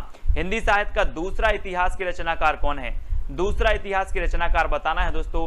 और 4 सेकंड में आप अपना उत्तर का चयन करेंगे। और मैं आपको बता देता हूं दोस्तों कि जो साहित्यकार हैं वो कहते हैं कि भगवान एक ही साहित्य लिखने में तो पसीना आ गया, आप दूसरे साहित्य की बात कर रहे हो। बच्चों का काम थोड़ी है, बच्चों का काम थोड़ी है दूसरा साहित्य लिखना। तो हिंदी साहित्य का दूसरा इतिहास कौन लिखेंगे, उत्तर आपको ही बताना है, कौन लिखेंगे, डॉक्टर बच्चन से, याद रख लेना है ना। साहित्यकारों ने कहा कि एक इतिहास लिखने में पसीना आ गया, दूसरा इतिहास की बात कर रहे हो, बच्चों का काम है क्या, तो डॉक्टर बच्चन से दूसरा इतिहास, ठीक है। अब याद हो गया होगा दोस्तों। एक और पूछा जाता है हिंदी साहित्य का आधा इतिहास, तो आधा इतिहास ये सुमन राजे का है, किसका है, सुमन राजे का। और आपने देखा होगा दोस्तों कि जो सुमन मतलब होता है क्या, फूल, और फूल किसी को आधा नहीं दिया जाता, नहीं तो कहा कि फूल लिया है आधा इसको दे दो और आधा उसको दे दो, ऐसा होता कहीं नहीं होता। तो सुमन राजे का क्या है, हिंदी साहित्य का आधा इतिहास, और आधा नहीं दिया जाता कभी, सुमन, है ना, फूल, तो याद रख लेना। हजारी प्रसाद द्विवेदी की बात करें तो हिंदी साहित्य का आदिकाल भी है, हिंदी साहित्य की, है ना, भूमिका भी है, हिंदी साहित्य की भूमिका याद रखेंगे सभी लोग। हिंदी साहित्य का उद्भव एवं विकास है हजारी प्रसाद द्विवेदी का, है ना। रामचंद्र शुक्ल जी का तो है ही हिंदी साहित्य का इतिहास। तो ये सारे इतिहास ग्रंथ हैं। नेक्स्ट आपसे पूछा जाता है कीर्ति लता के रचनाकार कौन है। और दोस्तों 4 सेकंड में आप अपना उत्तर तो चयन करेंगे। और मैं आपको बता दूं कि कीर्ति कब फैलती है, कोई व्यक्ति मूर्ख है और कोई विद्यावान है तो किसकी कीर्ति फैलेगी, विद्यावान की फैलेगी ना, जिसमें विद्या है उसी की कीर्ति फैलेगी। तो कीर्ति लता के रचनाकार कौन होंगे, विद्यापति, है ना। और दोस्तों इस कीर्ति में इन्होंने क्या किया था, राजा कीर्ति सिंह की यशोगाथा का वर्णन किया था, है ना। और विद्यापति की ये 3 रचनाएं प्रमुख मानी जाती हैं दोस्तों। इनकी एक रचना है पदावली। पदावली जो है इनकी मैथिली में रचना है। ये पूछी जाती है विद्यापति की कौन सी रचना मैथिली में है, तो इनकी जो पदावली है ये मैथिली में है। और इनकी कीर्ति लता और कीर्ति पताका ये 2 रचनाएं अबहट्ट में हैं, ठीक है। कीर्ति लता और कीर्ति पताका अबहट्ट भाषा में है, तो इनको आपको याद रखना है। और चंद्रबरदाई के बारे में तो पता है आपको कि ये हिंदी के प्रथम महाकवि हैं, है ना, याद रख लेना है। और राउलबेल एक रचना है चंपू काव्य, उसकी रचनाकार रोड़ा कवि हैं, है ना। ढोला मारूरा दुहा जिसकी रचनाकार कुशल लाभ हैं, है ना। और इनकी रचना हमें पढ़ना है पदलता पताका। पदलता पताका, पदावली, कीर्ति लता, कीर्ति पताका, ठीक है। इस प्रकार से अगला बताना है दोस्तों, अभिमान मेरु किसे कहा जाता है। दोस्तों आपको पता है कोई कोई आदमी के पास जब धन बहुत हो जाता है, कोई अच्छी संपत्ति हो जाए, उन्हें अभिमान हो जाता है, अरे यार अभिमान हो गया, अहंकार हो गया, है ना। ऐसे ही पुष्प ने कहा कि मुझे तो देवताओं के ऊपर चढ़ाया जाता है, मेरी तो माला बनाई जाती है। तो पुष्प को क्या हो गया, अभिमान हो गया, पुष्प को अभिमान हो गया। तो अभिमान मेरु किसे कहा जाएगा, किसे कहा जाएगा, पुष्पदंत को। पुष्पदंत ने दोस्तों अपने आप को अभिमान मेरु का। ऐसा भी क्वेश्चन आता है निम्न में से बताइए कौन सा कवि अपने आप को, कौन से कवि ने अपने आप को अभिमान मेरु की उपाधि दी थी, तो पुष्पदंत, है ना। इनका एक आपने पढ़ा होगा महापुराण, महापुराण ग्रंथ है पुष्पदंत जी का, बहुत ही श्रेष्ठ है पुष्पदंत जी का महापुराण, है ना। तो इन्होंने अभिमान मेरु कहा था, ऐसे ही पुष्प को भी अभिमान हो गया, इस प्रकार से याद रख लेंगे, है ना। तो आ नंबर आपका बिल्कुल सही होगा। कुमारपाल प्रतिबोध की रचनाकार कौन है, कुमारपाल प्रतिबोध। अब 4 विकल्प हैं, 2 सेकंड आपके पास हैं। और आपको पता है दोस्तों कुमार आ रहा है यहाँ पर, कुमार। तो आजकल के जो कुमारे लड़का रहते, कुमारे लड़का, है ना, आजकल के जो कुमार हैं वो सोमरस का प्रयोग बहुत कर रहे हैं। काय का प्रयोग कर रहे हैं, सोमरस। सोमरस आप लोग समझते होंगे, और सोमरस का प्रयोग कर रहे हैं। तो कुमारपाल प्रतिबोध के रचयिता कौन होंगे, कौन होंगे, सोमप्रभ सूरी, है ना। क्योंकि कुमार लोग सोमरस का प्रयोग कर रहे हैं, इसलिए कुमारपाल प्रतिबोध के रचनाकार सोमप्रभ सूरी, यानी विकल्प नंबर आपका ए जो है वो बिल्कुल सही हो जाएगा। कि श्री संप्रदाय की स्थापना किसने की थी। जी हाँ दोस्तों, 2 सेकंड में आप अपने उत्तर का चयन करें। जब तक मैं आपको बता देता हूं कि पुष्टि मार्ग के प्रवर्तक कौन थे, वल्लभाचार्य, है ना। सरहपा की एक रचना है दोहा कोश, ठीक है ना, सभी को पता है दोहा कोश है सरहपा की रचना। और आपका उत्तर हो जाता है श्री संप्रदाय की, क्या हो जाता है, रामानुजाचार्य, है ना, रामानुजाचार्य। और दोस्तों आपको पता होगा कि देश के कोने कोने में हम क्या बोलते हैं, श्री, फिर क्या लगाते हैं, राम, क्या करते हैं, श्री राम। तो श्री संप्रदाय के साथ हमने राम जोड़ दिया, तो श्री संप्रदाय के कौन होंगे, रामानुजाचार्य, श्री राम, है ना। तो रामानुजाचार्य, श्री संप्रदाय के रामानुजाचार्य, ठीक है। विशिष्ट अद्वैतवाद के रामानुजाचार्य, ठीक है। वैष्णव आचार्य थे, इन्होंने वैष्णव धर्म का क्या किया, प्रचार प्रसार किया, रामानुजाचार्य ने, ठीक है। ये चीज याद रखनी है दोस्तों। आपको बताना है प्रबंध चिंतामणि के रचनाकार कौन है, प्रबंध चिंतामणि। तो 2 सेकंड में आप अपने उत्तर का चयन करेंगे, और आपका बिल्कुल सही आंसर क्या हो जाएगा, मेरुतुंग, मेरुतुंग। प्रबंध चिंतामणि के रचनाकार कौन है, मेरुतुंग हैं। और दोस्तों आपको पता है कि हमारे देश में विभिन्न प्रकार के मेरु यानी पर्वत हैं, है ना, पर्वत शिखर है ना, हमने विभिन्न प्रकार के। तो हमें क्या करना है, पर्वत शिखरों का, मेरु का क्या करना है, प्रबंध करना है, मेरु का प्रबंध करना है। तो मेरु की हमें चिंता करनी पड़ेगी। जैसे हमारे लद्दाख का पठार है, लद्दाख के पठार में मेरु हैं और उनकी हमें चिंता करनी पड़ेगी, नहीं तो छीन लेंगे लोग, है ना। तो इसलिए मेरु की चिंता करना है हमें और उनका प्रबंध करना है। तो प्रबंध चिंतामणि के रचनाकार कौन होंगे, मेरुतुंग, ठीक है, याद रखेंगे। आ नंबर आपका बिल्कुल सही है। रोड़ा कवि की एक रचना है कौन सी, राउलबेल। राउलबेल है दोस्तों, शिलांकित कृति मानी जाती है, शिलांकित कृति, ठीक है।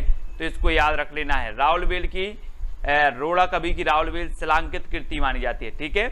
अगला देखते हैं दोस्तों, अगला जो अपना प्रश्न है वो क्या है, उसको देखते हैं।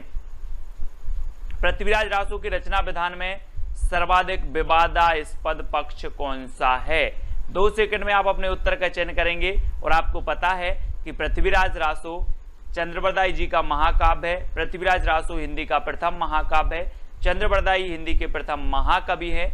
चंद्रबरदाई पृथ्वीराज रासो में 69 सर्ग हैं। ठीक है, इसमें जो सर्ग है, सर्ग को क्या कहा जाता है? समय कहा जाता है। ये चीज आपको पता है। आदिकाल में अगर पूछा जाता है कि छंदों का अजायब घर किसे कहा जाता है, तो पृथ्वीराज रासो को कहा जाता है। अब पृथ्वीराज रासो के जो है प्रमाणिक होने पर संदिग्ध है। विभिन्न लोगों ने, विभिन्न विद्वानों ने अलग अलग मत प्रकट किए हैं। यहाँ पर पूछा है कि सर्वाधिक विवादास्पद पक्ष कौन सा है, तो आपका सही उत्तर क्या हो जाएगा? इसकी ऐतिहासिकता। और आपको पता है दोस्तों कि पृथ्वी की ऐतिहासिकता पर भी विवाद है। कोई कहता है कि इस पृथ्वी के सृष्टिकर्ता विष्णु जी हैं। कोई कहता है, विज्ञान कहता है कि बिग बैंग सिद्धांत के द्वारा पृथ्वी एक क्या थी? आग का गोला थी, पिंड थी, उसके फटने से विभिन्न ग्रह बने, पृथ्वी का निर्माण हुआ। तो पृथ्वी की ऐतिहासिकता पर क्या है? विवाद है। तो पृथ्वीराज रासो की भी ऐतिहासिकता पर क्या होगा? विवाद होगा। ये क्वेश्चन कई बार पूछा गया है। तो पृथ्वीराज रासो की ऐतिहासिकता पर क्या है? विवादास्पद है। सर्वाधिक विवादास्पद ऐतिहासिकता है। अगला क्वेश्चन बताना दोस्तों, बीसलदेव रासो का काव्य रूप क्या है? सबसे पहले तो ये बात पता होनी चाहिए कि जो बीसलदेव रासो काव्य है वो किसका है? नरपति नाल का है। किसका है? नरपति नाल का है। ठीक है, अब इसके काव्य रूप क्या है? 2 सेकंड में आपको बताना है दोस्तों। तो आपको पता है ना दोस्तों कि यहाँ पर क्या आ रहा है? देव और 20। तो 20 देव, आपने पता होगा हम 20 देव के गीत गाते हैं। 20 देव बोले, हनुमान जी की भी पूजा कर लो, राम की भी कर लो, श्री कृष्ण भी की कर लो, है ना, मस्जिद में भी चले जाओ। 20 देवों की हम क्या करते हैं? पूजा करते हैं। करते कि नहीं करते? तो पूजा करते हैं और गीत गाते हैं। गीत गाते हैं। तो बीसलदेव रासो का जो काव्य रूप होगा वो क्या होगा? गीति काव्य। गीति काव्य। ठीक है, और बीसलदेव रासो के रचयिता कौन है? नरपति नाल। ठीक है, और बीसलदेव रासो जो है दोस्तों आपको पता है ये अजमेर के शासक के संबंधित है। ठीक है, अजमेर के शासक थे विग्रहराज। विग्रहराज इसके नायक हैं, ये भी याद रख लेना है। बीसलदेव राज के नायक कौन है अगर पूछा जाए तो विग्रहराज हैं। और इस श्रृंगारिक रचना मानी जाती है बीसलदेव रासो। ये चीज भी आपको याद रखनी है। ठीक है, अगला देखो, अपभ्रंश का भवभूति किसे कहा जाता है? अपभ्रंश का भवभूति बताना है। और दोस्तों आपने पता होगा यहाँ पर क्या रहा? भवभूति। भवभूति से नहीं लग रहा आपको कि भभूति? भभूति क्या करते हैं पंडा लोग? क्या करते हैं? अपनी भभूति अभूति लगाई मुंह में, है ना, सब जगह टीका ईका लगाया, भभूति लगाया और भगवान के पास पहुंच गए और पुष्प चढ़ाने। क्या चढ़ाने? पुष्प चढ़ाने। तो अपभ्रंश का भवभूति किसे कहा जाएगा? भभूति से भभूति लगा लो आप। तो किसे कहा जाएगा? पुष्पदंत को, क्योंकि हम भभूति अभूति लगाकर कहाँ पहुंचे? पुष्प चढ़ाने पहुंचे। तो पुष्पदंत जी आपको पता होगा दोस्तों, ये अपने आप को क्या मानते थे? अभिमान मेरु मानते थे। इन्होंने अपने आप को अभिमान मेरु की उपाधि दी थी। इनका एक ग्रंथ है महापुराण, है ना, पुष्पदंत जी का, वो भी आपको याद रखना है। ठीक है, और अपभ्रंश के प्रथम कवि कौन है? स्वयंभू। ये अपभ्रंश के प्रथम महाकवि हैं, है ना। और स्वयंभू को हिंदी का प्रथम कवि किसने माना है? तो वो माना है किसने? राम कुमार वर्मा ने। ये चीज भी आपको याद रखनी है। ठीक है, राम कुमार वर्मा। और सरहपा के बारे में तो मैंने आपको बताया था कि सरहपा की जो रचना है एक कौन सी है? दोहा कोश है ना। सरहपा मैंने आपको कई बार बताया है कि आप कभी बोलोगे कि सर दोहा सुनाओ, सर दोहा सुनाओ, तो मैं वही वाला सुना दूंगा कि पोथी पढ़ पढ़ जग मुआ पंडित भया न कोई, ढाई अक्षर प्रेम के पढ़े सो पंडित। वही वाला दोहा आता मुझे तो, है ना। तो सर दोहा सुनाओ, तो दोहा कोश सरहपा, सर से, है ना। और राम सिंह की कौन सी है? पाहोड़ दोहा, पाहोड़ दोहा। ठीक है, तो याद रखना है। अगला बताना, ध्यान मंजरी के रचयिता कौन है? दोस्तों ध्यान मंजरी के रचयिता बताना है अग्रदास हैं, नावादास हैं, कुंभन दास हैं या फिर सूरदास हैं। तो आपका बिल्कुल सही आंसर क्या हो जाएगा? दोस्तों मैं बोल रहा हूं कि आप पढ़ाई कर रहे हो और आपका ध्यान अग्र कहीं नहीं जाना चाहिए, सिर्फ पढ़ाई पर जाना चाहिए, वीडियो पर जाना चाहिए। अग्र आपका ध्यान नहीं जाना चाहिए। तो ध्यान मंजरी के रचयिता कौन होंगे? क्योंकि ध्यान कहाँ नहीं जाना चाहिए? अग्र, तो अग्रदास। ठीक है, नावादास के गुरु कभी कभी पूछा जाता है तो अग्रदास। ठीक है। कुंभन दास के गुरु पूछे जाते हैं तो बल्लभाचार्य, सूरदास जी के गुरु पूछे जाते हैं तो बल्लभाचार्य, इनको याद रखेंगे। नाभादास के गुरु अग्रदास, नाभादास की एक रचना है कौन सी, भक्तमाल, कौन सी है, भक्तमाल, ये भी आपको याद रखनी है, ठीक है।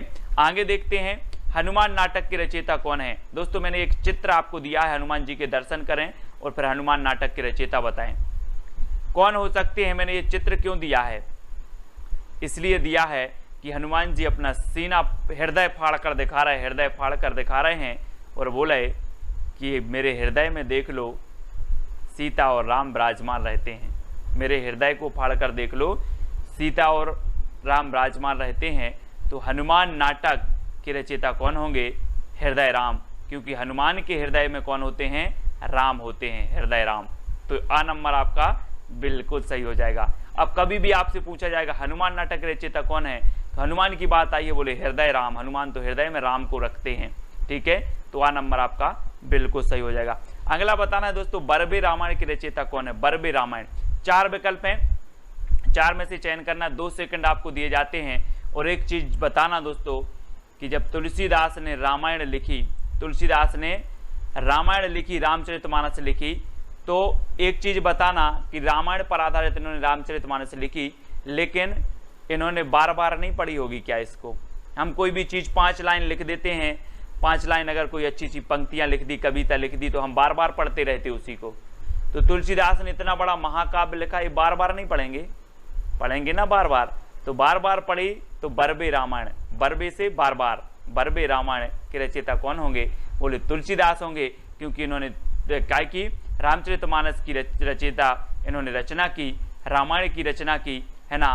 तो इन्होंने बार बार पढ़ी, इसलिए बरबे रामायण याद रखना। तुलसीदास जी राम काव्य धारा की पता है आपको, श्रेष्ठ कवि माने जाते हैं, है ना। जानकी मंगल, है ना, बरबे रामायण और भी बहुत सारी इनकी रचनाएं हैं, रामचरितमानस, ठीक है, विनय पत्रिका, कृष्ण गीतावली, ये सारी की सारी रचनाएं याद करना है तुलसीदास जी की। ट्रिक से मैं आपको याद करवाएंगे एक बात, है ना।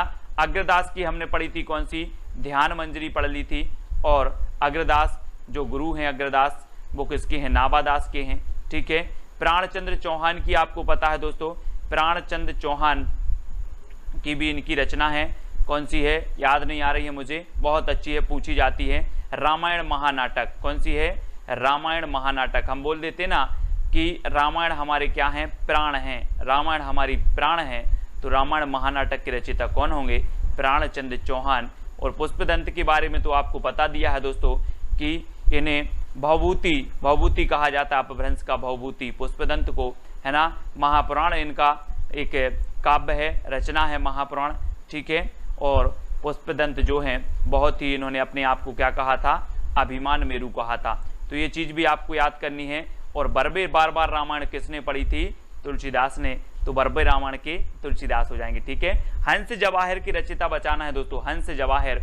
यहाँ पर जवाहर हीरा जवाहरात रखे हैं यहाँ पर, और आप कहीं गए हो काम करने और यहाँ से आपके जो हंस जवाहर क्या हो गए, गोल हो गए, जवाहर गोल हो गए। आपने पूछा कि जवाहर कहाँ गए, तो बोले हंस जवाहर खा गया, हंस जवाहर खा गया। क्यों खा गया हमें विश्वास नहीं है, बोले कसम से हंस जवाहर खाए गया। तो कसम से तो कासिम शाह है, हंस क्या खा गया, जवाहर खा गया। तो कासिम शाह की हंस जवाहर, है ना। नूर मोहम्मद की अनुराग बांसुरी, है ना। शेख नबी की ज्ञानदीप, उस्मान की चित्रावली, आपको रचनाएं याद करना है, ठीक है, याद करवा देंगे। सीतायन की रचनाकार कौन है दोस्तों, सीतायन। अब यहाँ पर आया है सीता, और 2 सेकंड आपको बताना है, और ये भी बता देना है कि सीता जी किसकी प्रिया थी, किसकी थी, राम की प्रिया थी और उनकी शरण में रहती थी। बोले हमें आपकी शरण मिल जाए, इससे अच्छा और कुछ नहीं हो सकता मेरे लिए। तो सीतायन किसकी रचना होगी, राम प्रिया, राम की प्रिया कौन थी, सीतायन, है ना, सीता जी थी। तो इसलिए सीतायन राम प्रिया शरणदास, राम प्रिया शरणदास की रचना है सीतायन, कभी नहीं भूलोगे अब आप, है ना। इस प्रकार से याद करना है ना। तो बताना है दोस्तों, भक्ति आंदोलन को ईसाइत की देन किसने कहा है। ईसाइत आप समझते हो, ईस बोल दो, आप तो इसको ईस बोल दो कि ईस की देन। ईश मतलब ईश्वर की देन है, वो तो भक्ति। तो आप लोग बोलते हैं, आपने कई लोगों के मुंह से सुनी होगी कि हम तो ईश्वर के क्या हैं, संतान हैं, हम तो ईश्वर के सन हैं, हम तो ईश्वर के पुत्र हैं, है ना। तो आपको जो भक्ति मिलेगी वो कहाँ से मिलेगी? ईश्वर से ही मिलेगी कि नहीं मिलेगी? मिलेगी। जब आप ईश्वर के सन हो तो भक्ति भी आपको ईश्वर से ही मिलेगी। तो भक्ति आंदोलन को ईसाइत की देन किसने माना है? ईश ने ही देन, ईश ने ही दिया है। तो कौन मानेंगे? उनके सन मानेंगे, है ना। किसके? ईश्वर के सन। ईश्वर के सन ने भक्ति आंदोलन को ईश की देन मानी है, ठीक है। तो सन यानी गिरियर्सन, याद रख लेना है सभी लोग। और आपको पता है कि जनता की चित्तवृत्तियों की निराशा की भावना से रामचंद्र शुक्ल ने माना है। हजारी प्रसाद द्विवेदी ने क्या माना कि ये तो स्वाभाविक होना ही था, है ना। और मुस्लिम आक्रमण भी ना हुए होते। रामचंद्र शुक्ल ने कहा था कि मुस्लिम आक्रमण के कारण जनता की चित्तवृत्ति से भक्ति आंदोलन का उदय हुआ, है ना। हजारी प्रसाद द्विवेदी ने इसका स्वाभाविक माना है कि ये तो स्वाभाविक रूप से इसका उदय होना ही था। इस प्रकार से आपको याद रखना है। अगला बताना दोस्तों, भक्ति काल को स्वर्ण युग किसने कहा है? स्वर्ण काल, स्वर्ण काल, यहाँ पर स्वर्ण काल और स्वर्ण युग आपको देखना है दोस्तों, ठीक है। स्वर्ण काल किसने कहा है? तो आपका राइट आंसर क्या हो जाएगा? काल की बात जब आती है काल की, तो आपको याद रख लेना है कि गिरियर्सन, है ना। गैरों का स्वर्ण हमें कैसा लगता है? काल की तरह लगता है। गैरों का स्वर्ण हमें काल की तरह लगता है और खुद का स्वर्ण हमें सुंदर लगता है ना।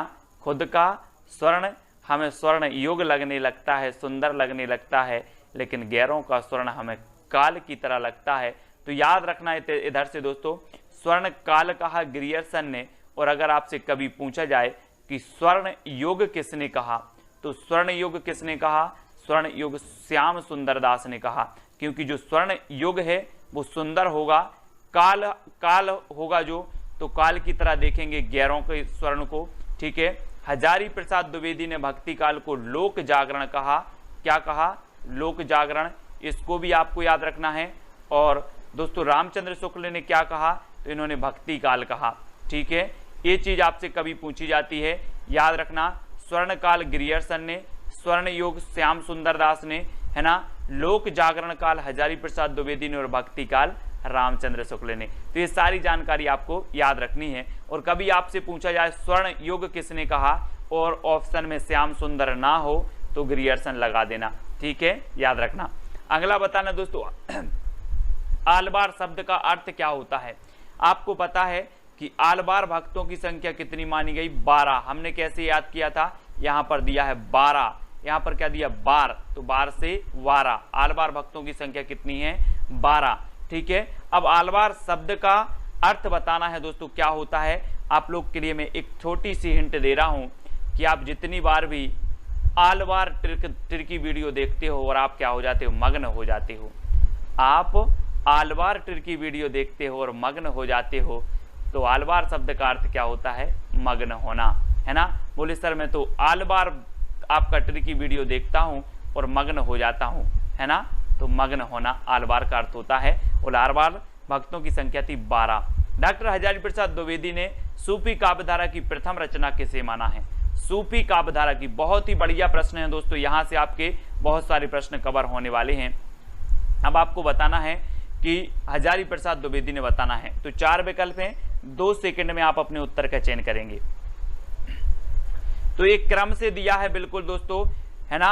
हजारी प्रसाद द्विवेदी ने जो माना है वो ईश्वर दास कृत सत्यवती कथा। किसे माना है?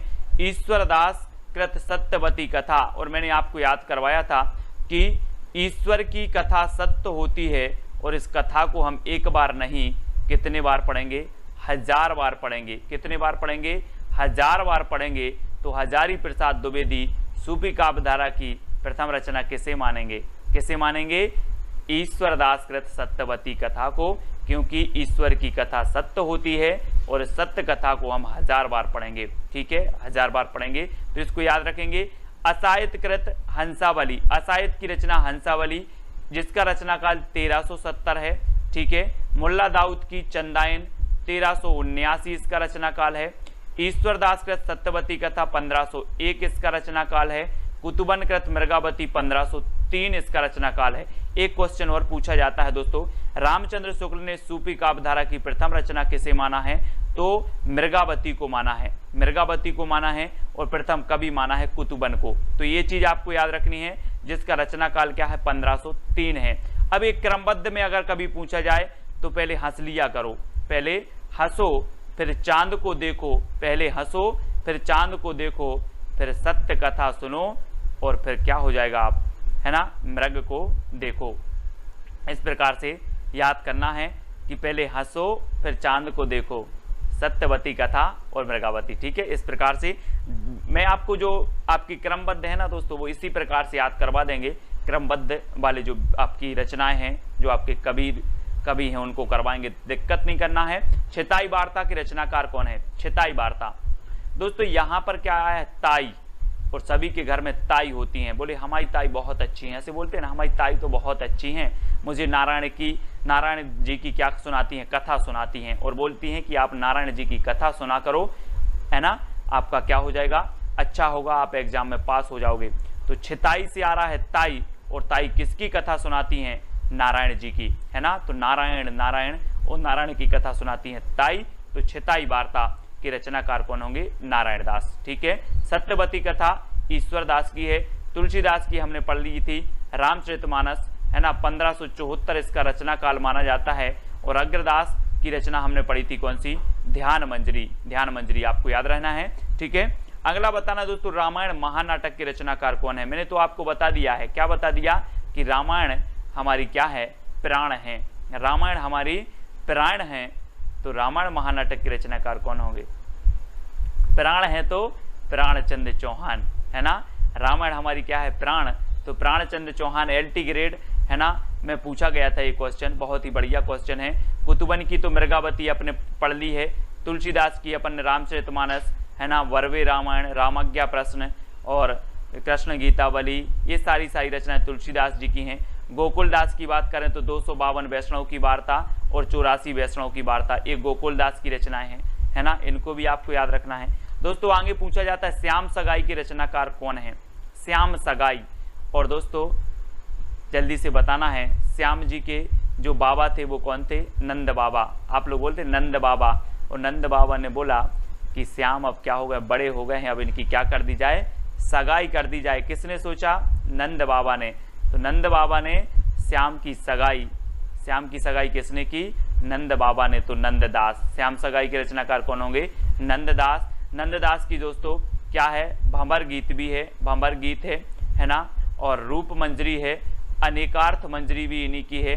ठीक है, बहुत सारी है नंददास की रचनाएं, मैं आपको बहुत अच्छे से समझाऊंगा, ट्रिक से कभी नहीं भूलोगे आप। तो श्याम सगाई तो याद हो गई होगी कि नंद ने सोचा अब श्याम की सगाई कर दी जाए। ठीक है, मलिक मोहम्मद जायसी सूफी काव्यधारा की प्रथम महाकवि माने जाते हैं दोस्तों, और इनकी जो महाकाव्य है वो कौन सा है? पद्मावत है। हजारी प्रसाद द्विवेदी की अगर बात करें तो हजारी प्रसाद द्विवेदी बहुत ही श्रेष्ठ, है ना, साहित्यकार हुए हैं। हिंदी साहित्य की भूमिका, हिंदी साहित्य का आदिकाल, हिंदी साहित्य का उद्भव और विकास, ये सभी हजारी प्रसाद द्विवेदी जी के ग्रंथ हैं। रामचंद्र शुक्ल जी का हिंदी साहित्य का इतिहास है ना, इनको तो याद करेंगे ही। तुलसीदास को काली काल का जो वाल्मीकि कहा है वो किसने कहा है? वाल्मीकि बताना है दोस्तों, काली काल का वाल्मीकि किसने कहा है? जल्दी बताओ, काली काल का वाल्मीकि किसने कहा है? तो आपको पता है दोस्तों कि हम बोलते हैं काल आ गया। क्या आ गया? काल आ गया। तो काल कहाँ से आता है? धरती में से कि नभ से? आप देखते हो कि हे भगवान काल आ जाता, मुझे तो उठा लेता, है ना। तो काल कहाँ से आएगा? नभ से आएगा। तो कली काल का वाल्मीकि किसे कहा जाएगा? किसने कहा है? तो नावादास ने। नभ से आएगा काल, है ना। तो कली काल का वाल्मीकि नावादास ने कहा है। किसे? तुलसीदास को। ठीक है, याद करना है। अगला देख लेते हैं दोस्तों, तुलसीदास को चलता फिरता तुलसी तरु किसने कहा है? तुलसी तरु, और तुलसी तरु की बात हो रही है दोस्तों, पौधे की बात हो रही है ना, और इसलिए इन्हें तुलसी तरु कहा गया कि तुलसी इतना पवित्र पौधा माना जाता है। और आपको पता है कि 24 घंटे आपको ऑक्सीजन प्रदान करता है, दिन रात ऑक्सीजन प्रदान करता है तुलसी और पीपल के वृक्ष, है ना, बहुत ही पवित्र माना जाता है। और तुलसी के जैसी सरस्वती थी किसमें, तुलसीदास में, तुलसी तरु और तुलसीदास इस प्रकार से, तो ये मधुसूदन ने कहा है। ठीक है, किसने, मधुसूदन ने। और मधु मतलब होता है भौरा, तो भौरा किसके पास जाएगा, तरु के पास तो जाएगा, है ना, तो मधु तरु के पास जाएगा, इसलिए मधुसूदन सरस्वती ने तुलसीदास को चलता फिरता तुलसी तरु कहा। बहुत ही बढ़िया प्रश्न है, कई बार पूछा गया है। अगला बताना, भक्तमाल के टीकाकार कौन माने जाते हैं। भक्तमाल के टीकाकार प्रियादास हैं, अग्रदास हैं, हेमचंद्र या फिर देवसेन हैं। तो आपको बताना है दोस्तों, भक्तमाल रचना है किसकी, नाभादास की, लेकिन भक्तमाल के कौन बताना है, टीकाकार बताना है। और मैं आपको हिंट दे रहा हूं कि जो भक्त देते हैं, भक्त होते हैं, वो भगवान के प्रिय होते कि नहीं होते, जल्दी बताओ। भक्त भगवान के प्रिय होते हैं, इसलिए भक्तमाल के टीकाकार कौन होंगे, प्रियादास। कौन होंगे, प्रियादास होंगे। तो आ नंबर आपको याद रख लेना, क्योंकि भक्त भगवान के प्रिय होते हैं, तो प्रियादास। ठीक है, अग्रदास की तो हमने पढ़ी ही थी कि अग्रदास की ध्यान मंदिरी। हेमचंद्र अपभ्रंश के व्याकरणाचार्य हैं। देवसेन दोस्तों हिंदी की प्रथम रचना है इनकी कौन सी, श्राप का चार। ठीक है, श्राप का चार 933 ईस्वी जिसका रचना काल है, तो इसको भी आपको याद रखना है। ठीक है, अब दोस्तों आपको एक चैलेंज प्रश्न दिया जाता है कि विनय पत्रिका की भाषा क्या है। आपको कमेंट में इसका उत्तर बताना है, विनय पत्रिका की भाषा क्या है, अवधी, भोजपुरी, ब्रज या फिर मैथिली। तो इसकी भाषा आपको बताना है कमेंट में। सभी लोग, जितने भी लोग देख रहे हैं, सभी को इसका उत्तर बताना है। ठीक है, सभी लोग बताएंगे।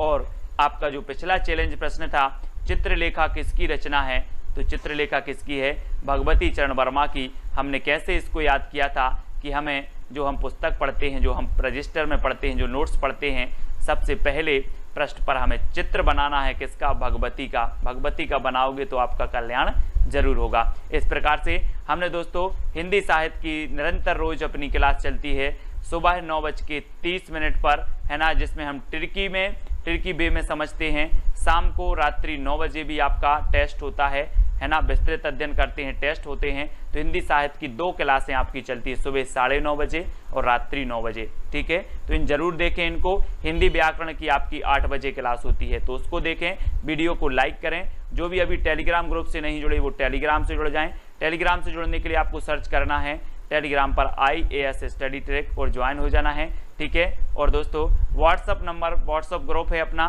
9098609291। ये व्हाट्सअप नंबर है। ये व्हाट्सअप ग्रुप में आप जुड़ सकते हैं। इस पर मैसेज करेंगे तो व्हाट्सअप ग्रुप की आपको लिंक मिल जाएगी, तो आप व्हाट्सअप ग्रुप से जुड़ सकते हो। इंस्टाग्राम में आपको सर्च करना है self study classes Sumit Jain. ठीक है, और फेसबुक पे आपको सुमित जैन सर्च करना है और वीडियो को लाइक करके शेयर अवश्य करना है। वीडियो कैसा लगा कमेंट के माध्यम से अवश्य बताना है और शेयर जरूर करना है। लाइक तो सभी लोग करेंगे। जय हिंद।